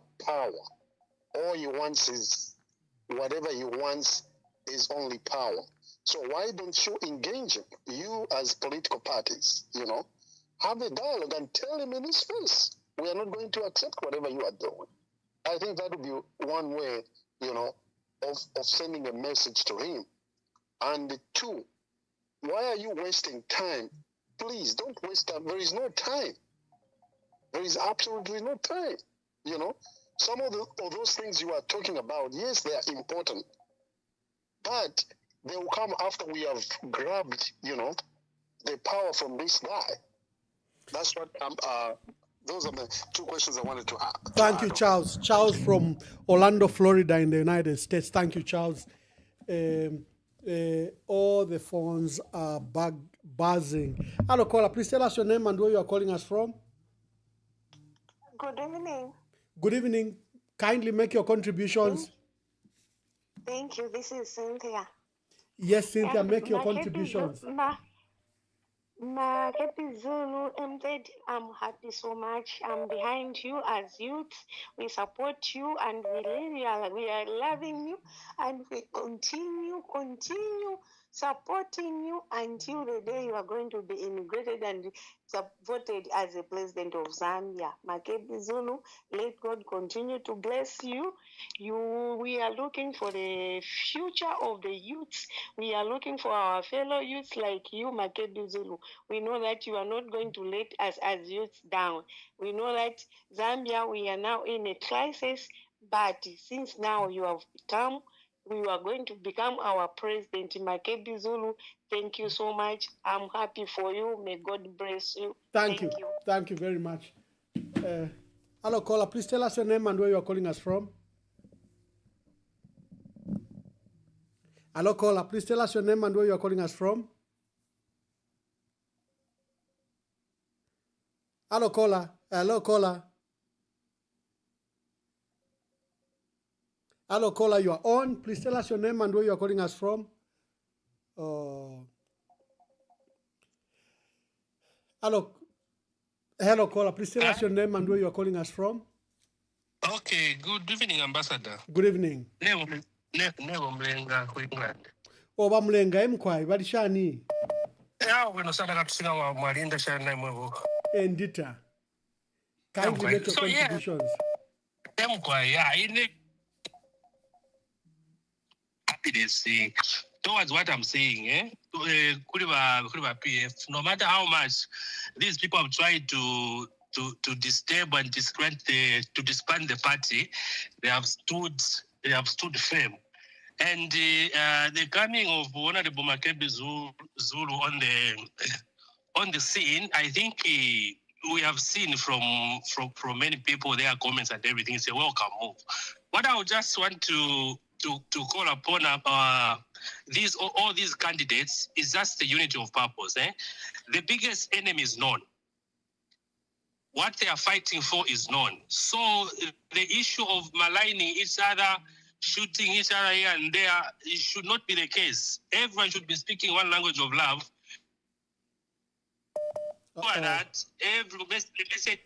Thank you. Let's take another call. Sorry, that call keeps on cutting. Hello, caller. Please tell us your name and where you're calling us from. Concerned citizen. Hello, good evening. Please tell us your name and where you're calling us from. Concerned citizen. Concerned citizen, make your contributions. Yes, I really want to thank Honorable Makebi for coming forward. Mine is not a question, but it really is an encouragement. I agree 100% with the sentiments regarding the government and their response to disgruntled youth. It is not honorable, it is not right that the government would make promises coming into power that they were not willing to fulfill. I think that we're ready for reforms, and I absolutely pray God's grace, God's mercy, and his power over you. And I trust the nation of Zambia, and I thank God for the democracy that PF has shown and demonstrated. This must not be underplayed. We are thankful for your efforts and your tireless sacrifices. We're not going to accept the false narrative that you had anything to do with the holding of the body, and we refuse to accept that. We thank God for you once again, and we wish you Godspeed. Thank you very much. Thank you. Thank you. Hello, caller. Please tell us your name and where you are calling us from. Bashmalan Landeni po.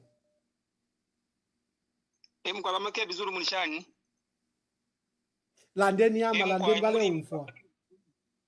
Bizuru muri muri amanu. Abena Zambia wonsi bale mono kwebati yentunguru kushi ingalubule chalo. E44 doa shpefi abukateko mlando kwebati mwalisungire abafyashi besu wa former president wa Edgar Lungu mwabasunga mu afu ilamo.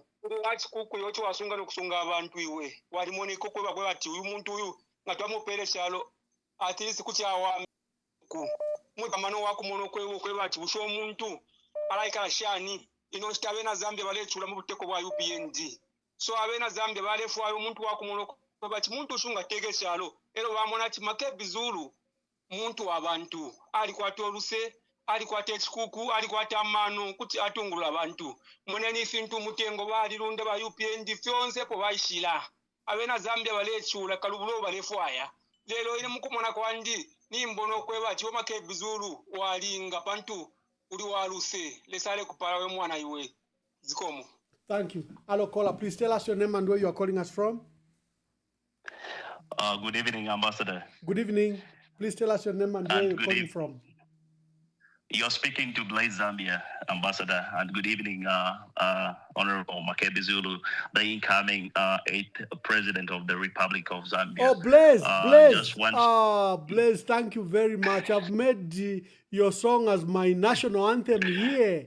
It's just part of the program, and you know, I never sought your permission. I never sought anything. I've never rewarded you. I'm so grateful for your song, Blaze. Thank you very much. You communicate to the young people. Thank you, Blaze. Thank you so much, Ambassador. I'm really, really humbled to be part of the team that is going to liberate Zambia. And I'm looking forward to working with the great leader, the President Makebi Zulu, the incoming president.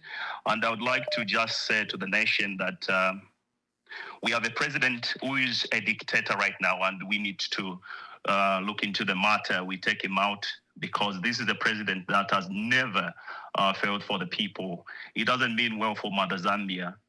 Look at what has happened in our country, the abductions, the injustices, and we want Kalubula. When the former Republican President Dr. Edgar Chagwalungu left, that wasn't a coincidence. God sent him to come and announce to the nation and the world at large, to tell the people, to say there was a plan B that was in motion, and this is the plan B that has come. Honorable Makebi Zulu has come just at the right time. Despite us having our former Republican president, who is Dr. Edgar Chagwalungu, in the morgue, South Africa, I'm saying, bali bakakila muri iliamogu kuri ba current government, and that is Akainde Ichilema, who has been doing all these mingalatos. I would like to urge each and every Zambian, every meaningful Zambian, by youth, I'm saying, I'm a young man here, and I'm saying it's the right time for Mr. Makebi Zulu to take charge as the incoming president of this lovely nation. I thank you, Ambassador, and I'm really, really humbled to be on the program tonight. Thank you for the powerful song, Blaze. Thank you very much. Thank you so much, Ambassador. Looking forward to coming on the program because right now, as I speak to you, I'm actually in Jupiter. I call it Jupiter because they have been looking for me. They are kill me, and that is the UPND UPND members.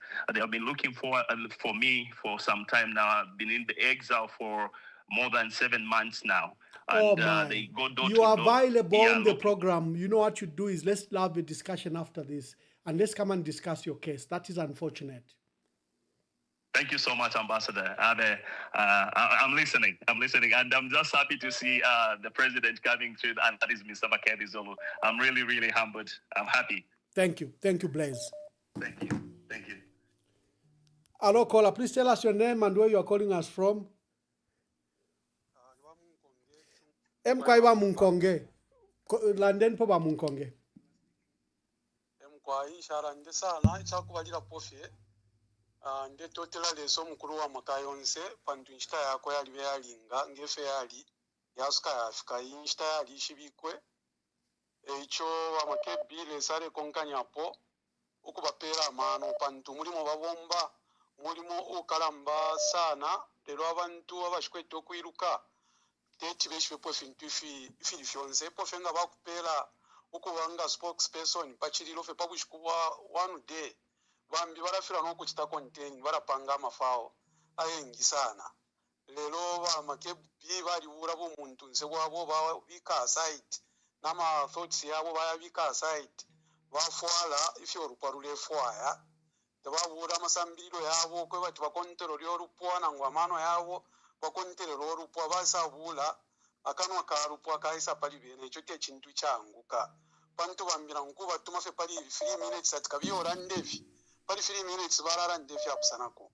so lesa ale mipara ba Makebi Zulu lero lekeni mbike pona abantu na bambi bonara mitasha pamona wo number 1 ni bamwamba na imole sale mipara mwalile ngokwe batiro mutendo tukwete na PF ya Afrika na imwe mwalikuwa to mulimo ukalamba pantu pali platform yenu ngani bambi abo to aishiba ngabara I campaign na bene lyonse lero mwali sendalo as a public secretary muri okutali but muleranda kukondenkanye chironganiro pamo okwisa bika pona barubinda mwali basha mu office kali bene bari mu na office kulya na bene barubinda lesa akonkanyepo uwino butunguru shimwa ba connect na mipenda abantu abalifo imwe bamwamba ba Makebi Zulu kwimirira kuchiriro kulya imwe bamwamba as a public secretary okwisa bika po barubinda nga office ya pada abachabinga bateberera lesa na bene ale bakonkanya poro na abanensu uyumbi muneso batwara mu kifungo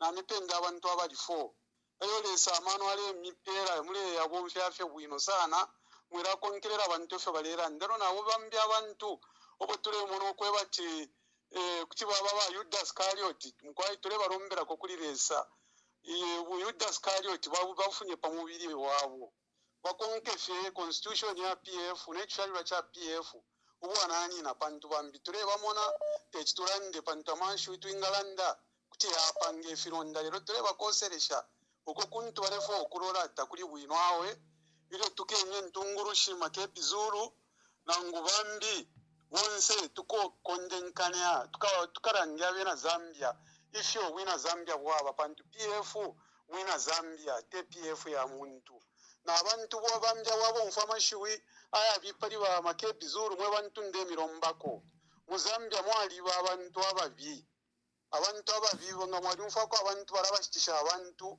umuntu bamushitisha bamwipa bamumomo baba mu Zambia mule bakeyafu mwira chitafenga mwamfafe ma propaganda na imwe mwabiringa na lero chimbi chikoselation kuri ba mayo baliriye ni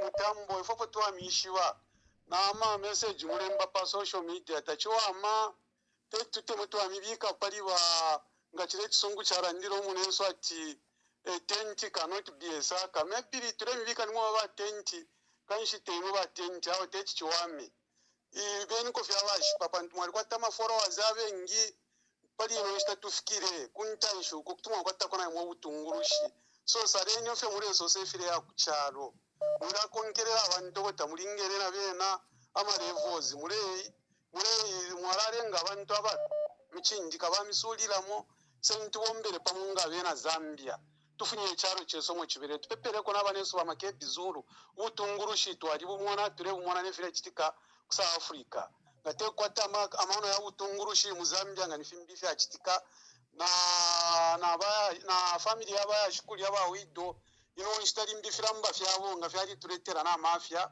mu kyalo kyeso nombe firamba fyabo fyali be fyatarali kwa umulando wakwebati ba PF kupitira kuri bamakebi zulu ukubikapo ba Mwamba kubikapo na barubinga nabana kachinda bali mu kifungo balenga ruroro po firamba vya kitashani fyapona pantu fire firamba nga firelira lyonse nishi firelira pacharo pantu lyo muntu alitekere kubusuma na totera mu kwa ba Mwamba. Thank you very much.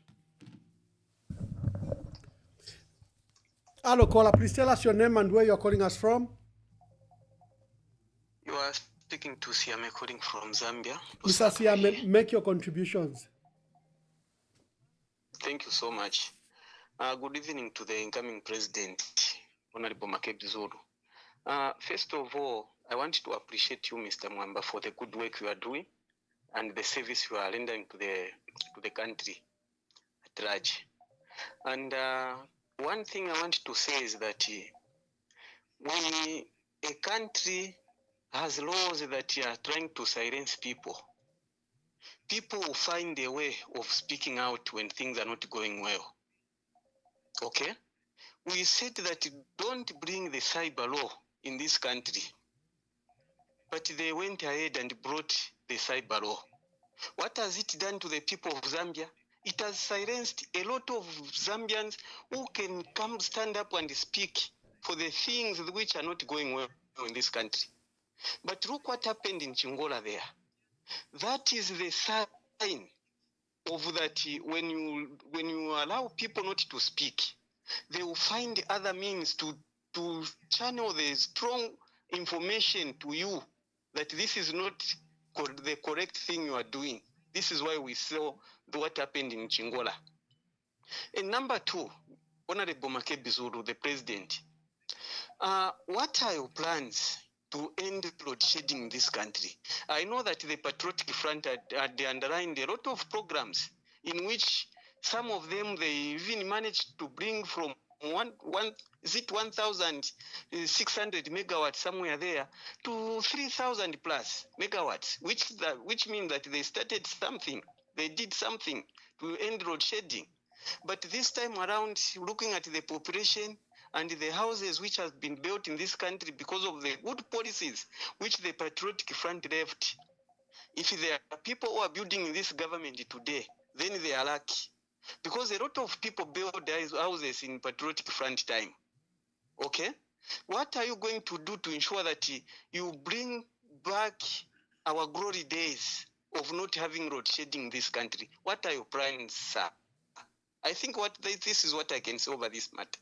Thank you so much, Mr. Mwamba. Thank you very much. I've got another caller already waiting. Hello, caller. Please tell us your name and where you are calling us from. This is Wakanyama calling you from United States of America. Wakanyama, who's located in New York. My dear brother, Mulishani, Mulibwanji.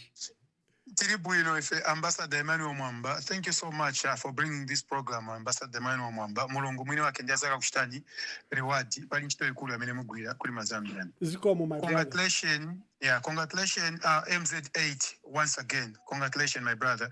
Kanyama is behind you. Almost 90% bantu wa Kanyama wali behind you, Makebi Zulu. Ambassador Emmanuel Mwamba, I have only two things to ask. One, nipempa wa Makebi Zulu ngati mulungu wadalisa mwamene wadalisira hapa wakapoka ichifulo 2026 ine pempo yanga nipempa wakalete Mazambians wonse pamozi ikankale national rally yoshita unite Mazambians wonse national rally 10 provinces wonse ngati yode kusanga kulibe kusebenza antu afunika chiwa kaimirire kusanga kusebenza wakashite address chalo pali one Zambia one nation yazoona. This is my cry and this has been my cry ever since pamene naziwa uZambia numveka bwanji. Chintu cha number 2 wa Ambassador Emmanuel Mwamba. Question yanga ni kuli Mazambians wonse. Who voted for Robert Chavinga to be became a president of PF. Who voted for Robert Chavinga to become a president of PF? Yeah, Wamene thank you. anachinja mazina ku registrar of society otu wafakepo Robert Chavinga ni ndani? Ndiye ma questions yatifunika kuyamba kufunza wa ambassador Emmanuel Mwamba. Thank you so much. Thank you. Okay, I can see Honorable Makebi Zulu must be back now. We seem to have had some power issue, so I'll be reverting to him quickly. Please, let me just take the last 5 and allow Honorable Makebi Zulu to get. Hello, caller. Please tell us your name and where you're calling us from. Good evening, Ambassador Mwamba. Good evening. First of all, I want to congratulate Honorable Makebi Zulu for the trustworthy character he has portrayed. Please hold on. And he qualifies to be. Yeah, proceed. Proceed. Yes. So I was just saying a vote of thanks to Makebi Zulu for how he has honored us with the remains of our former president. The most sensitive thing that I want to say is Honorable Mwamba, please, you are the one that is controlling social media as far as the PF wing is concerned. I wish to advise you so that you can guide all of these people that are in diaspora to emulate the way you are doing campaigns. You are a presidential candidate. You are not standing on your name there. You are speaking for everyone. I want to put across a very sensitive thing that let no one be fighting each other. Let's endorse our president's variety. We are a democratic party. We don't want to see what our sister is doing, vice chair of Zambia, of attacking one person. We don't want to see that. Thank you. Hello, caller. Please tell us your name and where you are calling us from. Okay, my name is Auntie Millie. Auntie Millie. Auntie Millie. Yes, sir. Okay. Yes. Okay. Is it Auntie Millie Beauty Products? Yes, it's Auntie Millie Beauty Products. No, thank you. Make your contributions, my sister. Okay, yes. Yes, so I wanted to tell the Zambian people, I as a person who has grown up with Makebi Zulu. Makebi Zulu is the man of the people. I remember the time that I was widowed and I had no one to tend to. He came through and helped me. Why am I saying this? And I want to ask this question to him as a brother and as a friend whom I've grown up with. Makebi Zulu, as a presidential candidate for the Republic of Zambia, what will be your key goals and tasks within the first 100 days? Number 2, umuntu kuba member of parliament afuira at a grade 12 certificate. As we all know, leadership is from the Most High. Leadership is from God. Na wisdom so pali your issue. Bushe member of parliament afuira at a grade 12 certificate. And number 3, we have a lot of minerals in our country. If we say we've got a lot of debts, we've got gold, we've got a lot of minerals, where does all that money go? And then why don't we teach our children, especially ababasha kwatamano ku school, kwali babantu abafyalwa fe namano ayakuifyalikira? Why don't we teach these abana bakwatamano ayakuifyalikira? Ama skills, why don't they teach in schools if yakusanga gold, if yakuimba gold? Why should we learn about things that will not benefit us in life? So those are the questions that I had. Please. And then number 4, full time. Abantu nga baingira mu state house media. Balala betyo ba promise abantu. Ubunga all the time it's not difficult for them to buy milimi. But food, if you are unani, what is your say on that? Are you going to promise the Zambian people and stick to the promises that you make that Zambia will become great again? Thank you so much, Honorable. Thank you, Aunt Millie. Let me just take the last 2 calls. I can see Honorable Makebi Zulu, they are back. We had the power failure on their side, and I use the opportunity to take as many calls as possible. Hello, caller. Please tell us your name and where you're calling us from. Good evening. This is Mama T calling from Lusaka, Zambia. Mama T, be brief. Yeah. Okay, I will. Thank you so much, Honorable Mwamba. Good evening, Mr. Zulu. We've heard your message is very clear. We've been waiting for this message for a long time. We wanted to hear someone who is talking about uniting this nation. That's what we want to hear from leaders.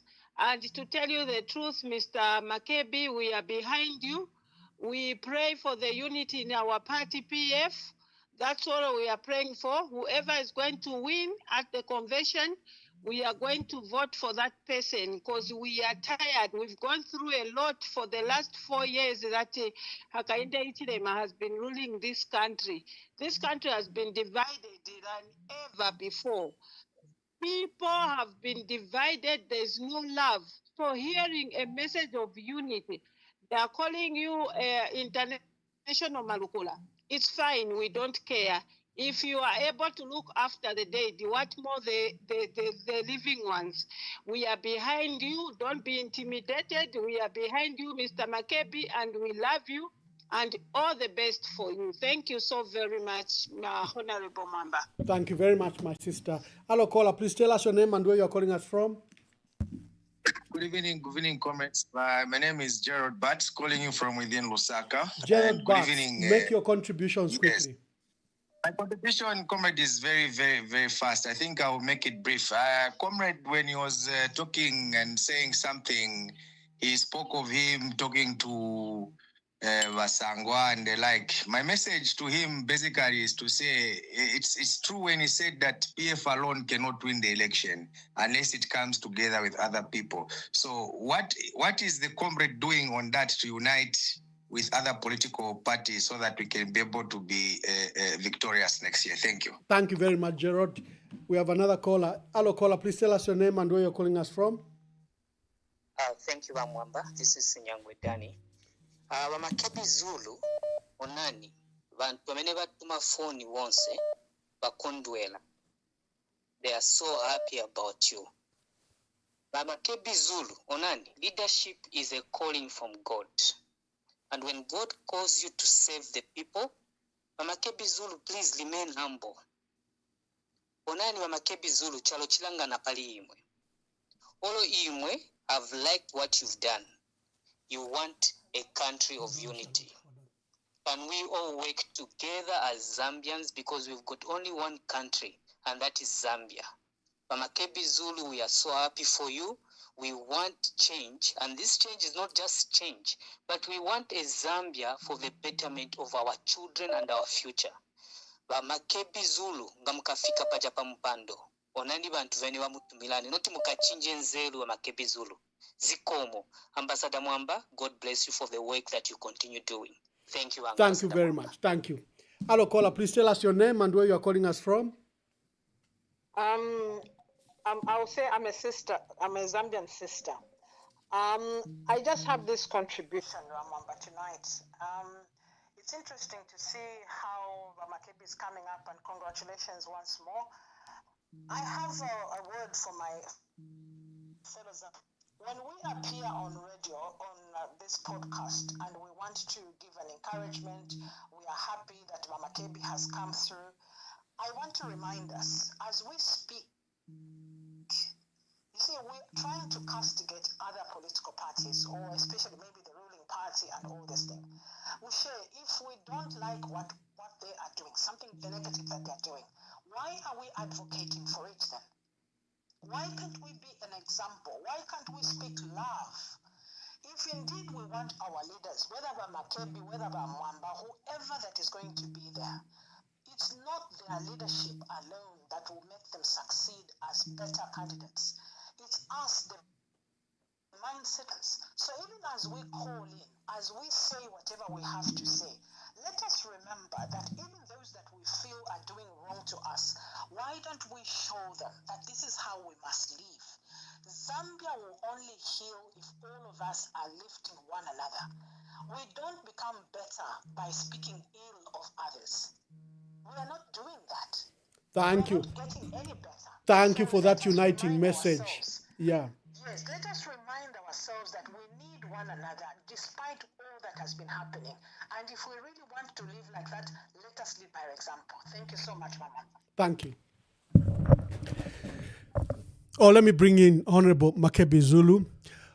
Honorable Makebi Zulu, you have suffered what Zambians go through every time. I saw, even when you had a power backup, you still went offline. But we use the opportunity to listen to the views of Zambians. I still have so many calls, but we can't go on forever. You've had a long day, long day. And tomorrow, another set of programs begin. Begin to answer whoever you wish you can answer to. Then after that, we'll see how we can conclude. Mwamba, perhaps to what seems to be cutting across everything is this idea of every time there's a new government, there's to try and do what the previous government did. For example, the issue of load shedding, I've said this time and again, that the Patriotic Front Party had started a program, a nuclear program, and trained about 100 students in Russia to be able to start this project where we're going to generate power using nuclear power. And that was going to make Zambia a power bank, so to speak. And I use this power bank to demonstrate what exactly I mean, in that we almost all have power banks these days because of load shedding, in the same manner that we're using a power bank to power this podcast this day. So we have this tendency of every time a new government comes, you want to undo everything that they've done, including the good. So what happened is when we began this program, Roland Musiska was heading that project. May he so rest in peace before he died. When the new Dawn government came through, they stopped that program. And stopping that program meant that the 100 graduates that we had trained were going to be jobless. Where are they now? Some are on the streets, some have gone to other countries where they're putting their skill, which we, at great expense, spent to train them.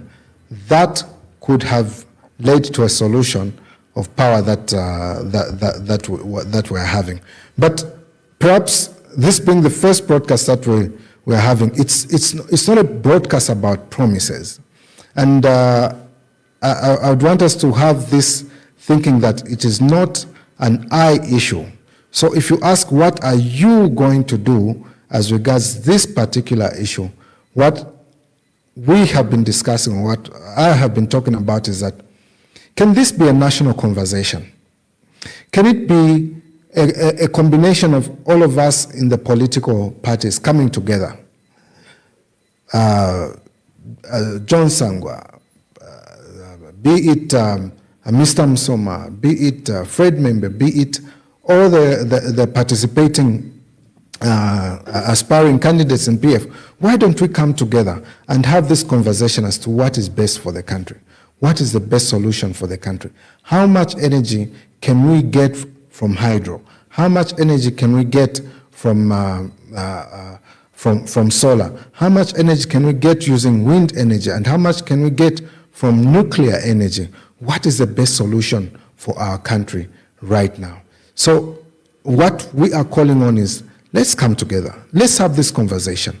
Let's answer what people want. Let's not respond to people as though it's a contest between the government and the people. This question of load shedding is too much. This question of load shedding is affecting our industry. Why are we supporting power to this time? What are we doing with the monies that we are borrowing? Where are we taking this? Where are we channeling? We are borrowing. What is priority? For example, we heard that the president went to donate 10 million kwacha.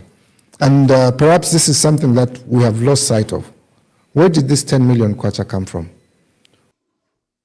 Why is it bad? Was there a program that is there to take care of such kind of emergencies? We heard the minister say that the president he wants to donate 10 million kwacha. Now, if you're going to donate, you can only donate what's yours. If it belongs to the government, it's not a donation to the people of Zambia. Where is this donation coming from?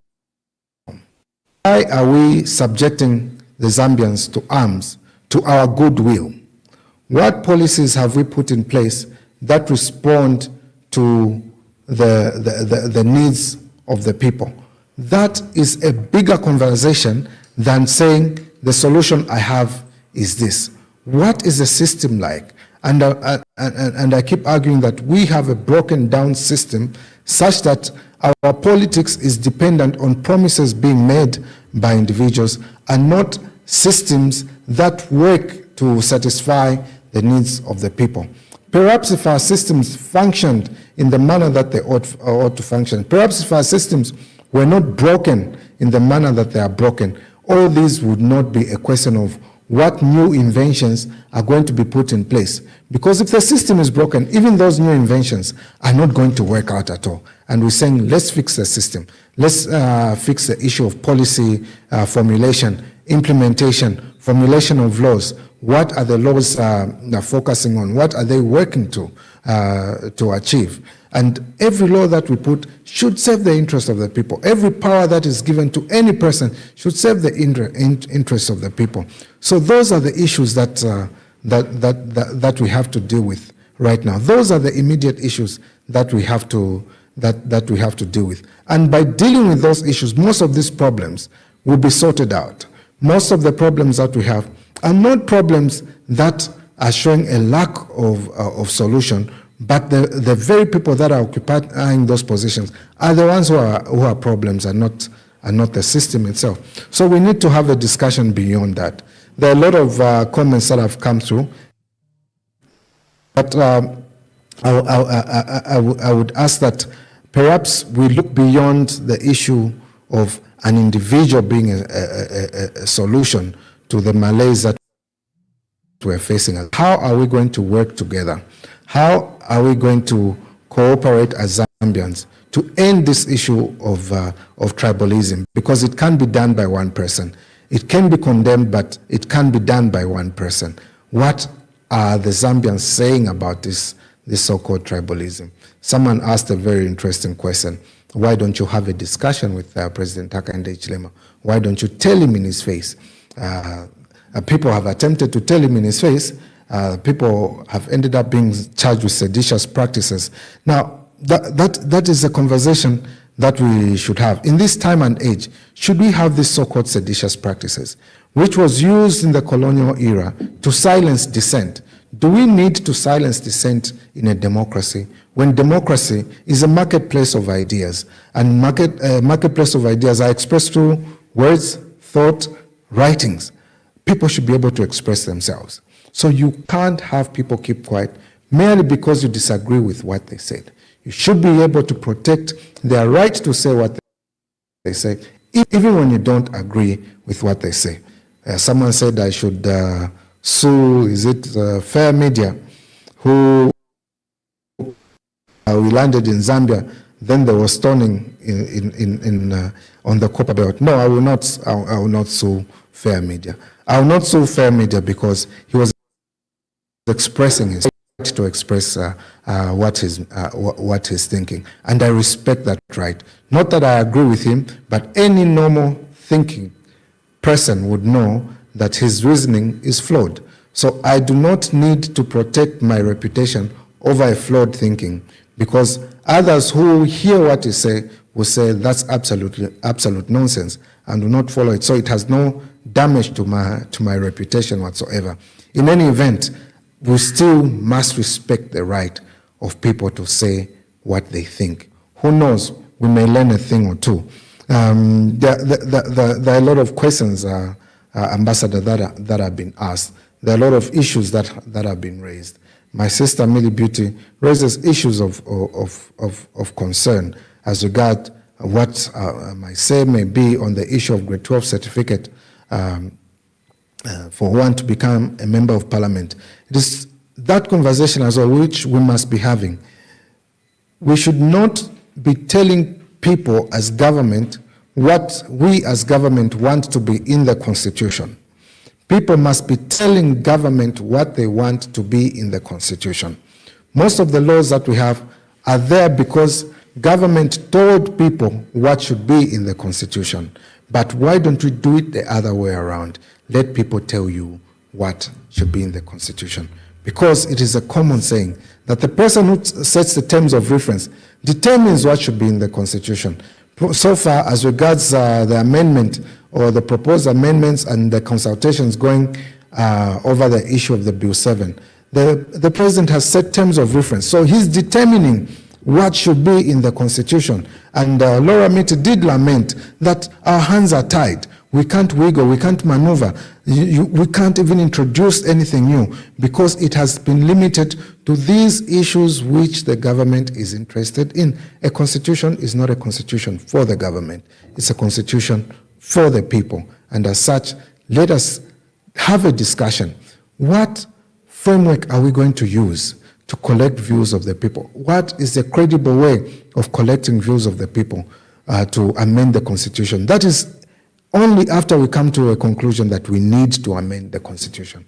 Before there's a need to amend the Constitution, there's no need to move motions or introduce bills intended to amend the Constitution. The moment that you do, make sure that you set a framework, a legal framework that will be followed. In the same manner that previous governments have set a legal framework for amending the Constitution, this government should do so. And I keep insisting, the government is not in competition with the people. The government is there to serve the people. The power is given to the government to serve the people, consult the people, do what you to do. The many calls as to how I've taken the issue of filing in, like I said, for me, it's a solemn duty. It's a solemn duty to the country, an act of patriotism, which should be encouraged for every person, every citizen to participate in. And if this solemn duty as a patriot to serve your country, then you will know that what is paramount is protecting governance. Charles did speak passionately about the issue of the judiciary. He spoke passionately about how best we can safeguard the institutions of governance, and that is the conversation that we have introduced for us to be having. We need to do this, and we need to do this as soon as yesterday, for us to have a framework, for us to have a base, for us to have a system that responds to the needs of the Zambian people and not the needs of a minority.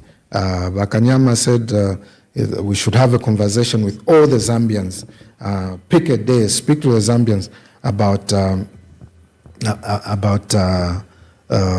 tribalism.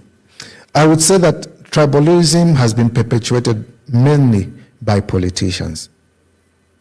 And politicians that have not understood the very foundations of our democracy as a country. We as politicians have a duty. We have a duty to the country. We do not have a duty to the tribe. We do not have a duty to the region. We do not have a duty to individuals. We have a duty to Zambians to ensure that we are united as a country.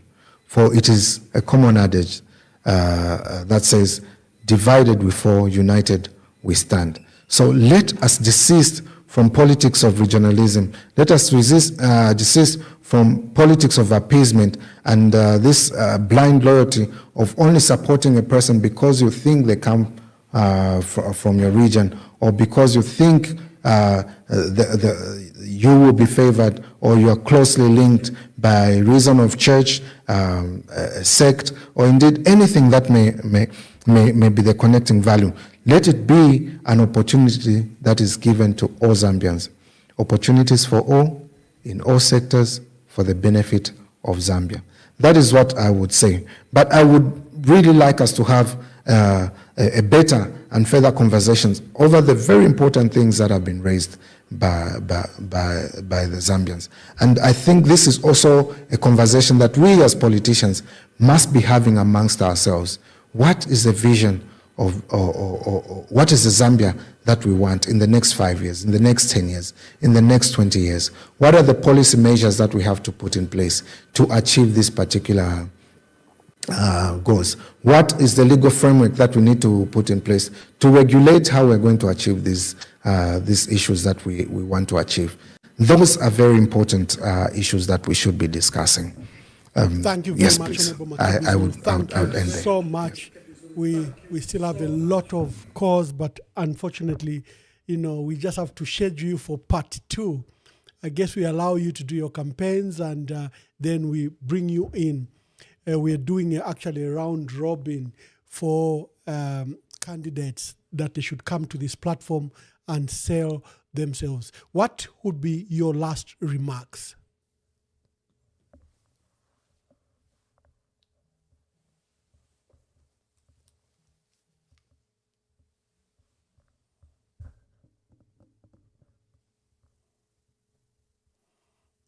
I can't hear you. I think there's no volume. Guys, just check. Are you able to hear me now? Yes, thank you.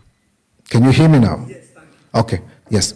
We need to have that is united. The issue that we should be preaching at any given point, the issue that we have to be talking about at any given point. Honorable Makebi Zulu, I have a very senior man.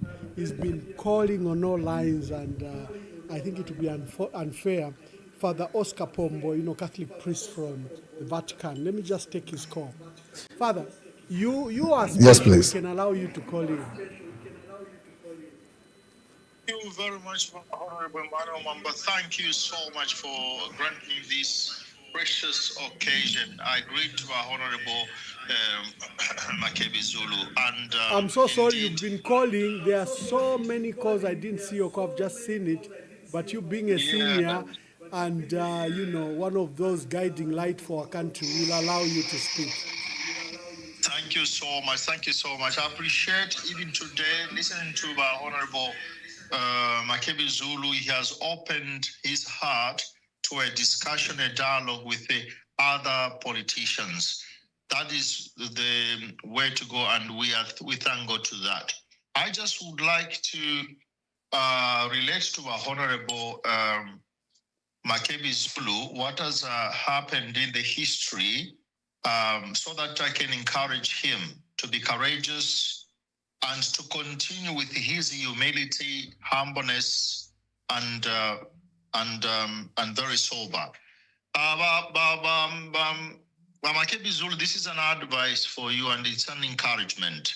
I'll go back to when Jesus Christ had to go and visit Zacchaeus. Zacchaeus was a Pharisee, and he knew that he was not honest in handling the funds. So Jesus Christ has to go and visit Zacchaeus' home.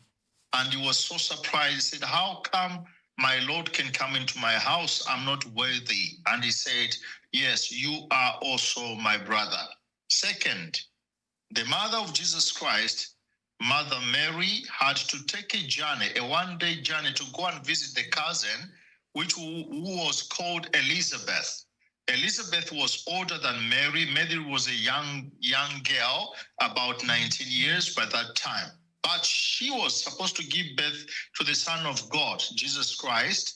But she took a journey to go and pay a visit to an old woman, Elizabeth, because she showed some humility and humbleness. The last example that I'm giving Makebi Zulu, you yourself, I really am impressed. You have already given the signal to the Zambian people. You have gone to see the Vice President of PF. You have gone to see the Bishop of Lusaka, Bishop Banda. You have gone to visit John Sangwa.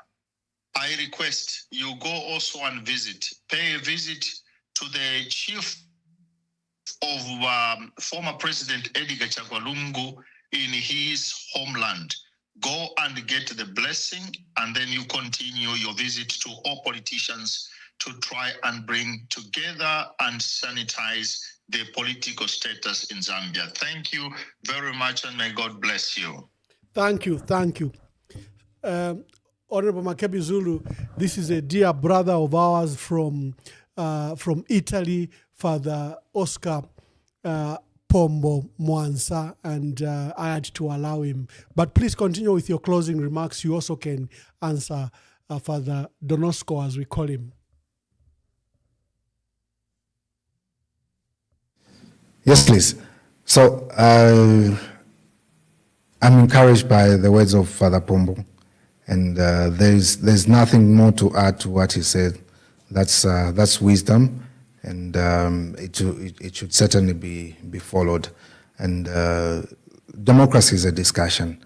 It's consultative in its very nature, and we have to continue doing so as a nation for the good of our nation. And let's continue to propagate the idea of one Zambia and one nation until it becomes a reality in our lives, in all institutions of governance, in everything, at work, at play, at school. It must become a reality that is going to please, that our forefathers foresaw was a possibility and started working at it. We can't drop the ball now. We have to continue working on that. So my last remarks is, let's unite as a country. Let's unite as political parties. Let's unite as families. Let's unite as a church. Let's unite as different bodies existing in Zambia, different institutions, so that we can see the greater good that we have to see for our country. I have very little to say tonight. I'm really overwhelmed by the great messages and support, and I wish to say thank you to everyone who called in, everyone who had a message of encouragement, everyone who had a different perspective, if any, and it's all right to agree, it's all right to disagree, and it's okay to exchange ideas, and it's okay to say, I don't know, what do you think? And when we learn to do that, then we'll create a better country for our children and our children's children. I wish to thank you, Mwamba, for this opportunity that you gave me to appear on your show once again. Thank you very much, and I would like to thank you, Honorable Makebi Zulu, for making time and for appearing on our program. We wish you well in your endeavors and on this journey to restore, rebrand, and renew, regenerate the Patriotic Front. Wish you well, and we hope that you can come back. As you can see, the phones are still ringing. So God bless you, and thank you for the opportunity. To our dear viewers, we're hosting former Provincial Minister of Eastern Province, former Malambo MP, and renowned Lusaka lawyer, Makebi Zulu. He filed in his nominations today as a candidate and to contest on the PF ticket. We have a power-packed week. We are hosting Brian Munduvile. We are hosting Harry Kalaba on Wednesday. We are hosting John Sangwa and Dolika. They are coming on Sunday. We are hosting Grayford Monday, who has also confirmed. We have a power-packed program to expose as many leaders to you as possible. So thank you for your support. And to the callers, thank you. You make the program interactive. You help me even with the questions that I didn't ask. Thank you for following. For those that are on YouTube, a growing audience is coming there. Just, subscribe so that every time we have a broadcast, an alert can come to you and you can participate. So God bless you, and thank you for joining this broadcast. God bless you. See you tomorrow.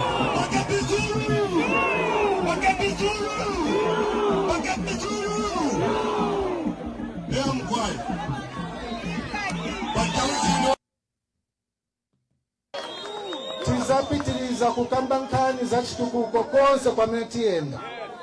koma pamunirole kuti nimchiteni invite ku inauguration ceremony next year mu August ku Hero Stadium pamene kuzabwera MZ8 new zikoni.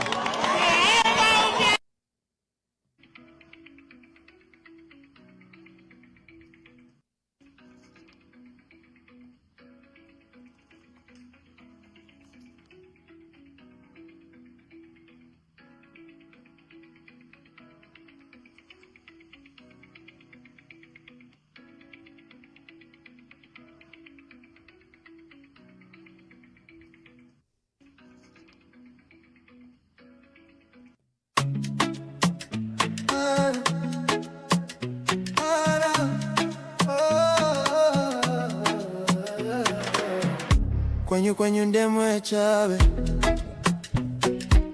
mabanja ona njala mkomo ndalama zonse mutumbalano masukwa kuchuluka pa mutupatu. Time is up kwenyu not enough. Time is up for your lies and bluff. Time is up kwenyu not enough. Time is up for your lies and bluff. Kani zanu ndizo panda pindu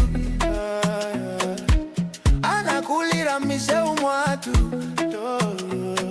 tikufuna chilengedwe cha tsopano osati mapoke tanu opindika ndalama. Listen to the cries, they're louder than your lies. You can't silence the truth.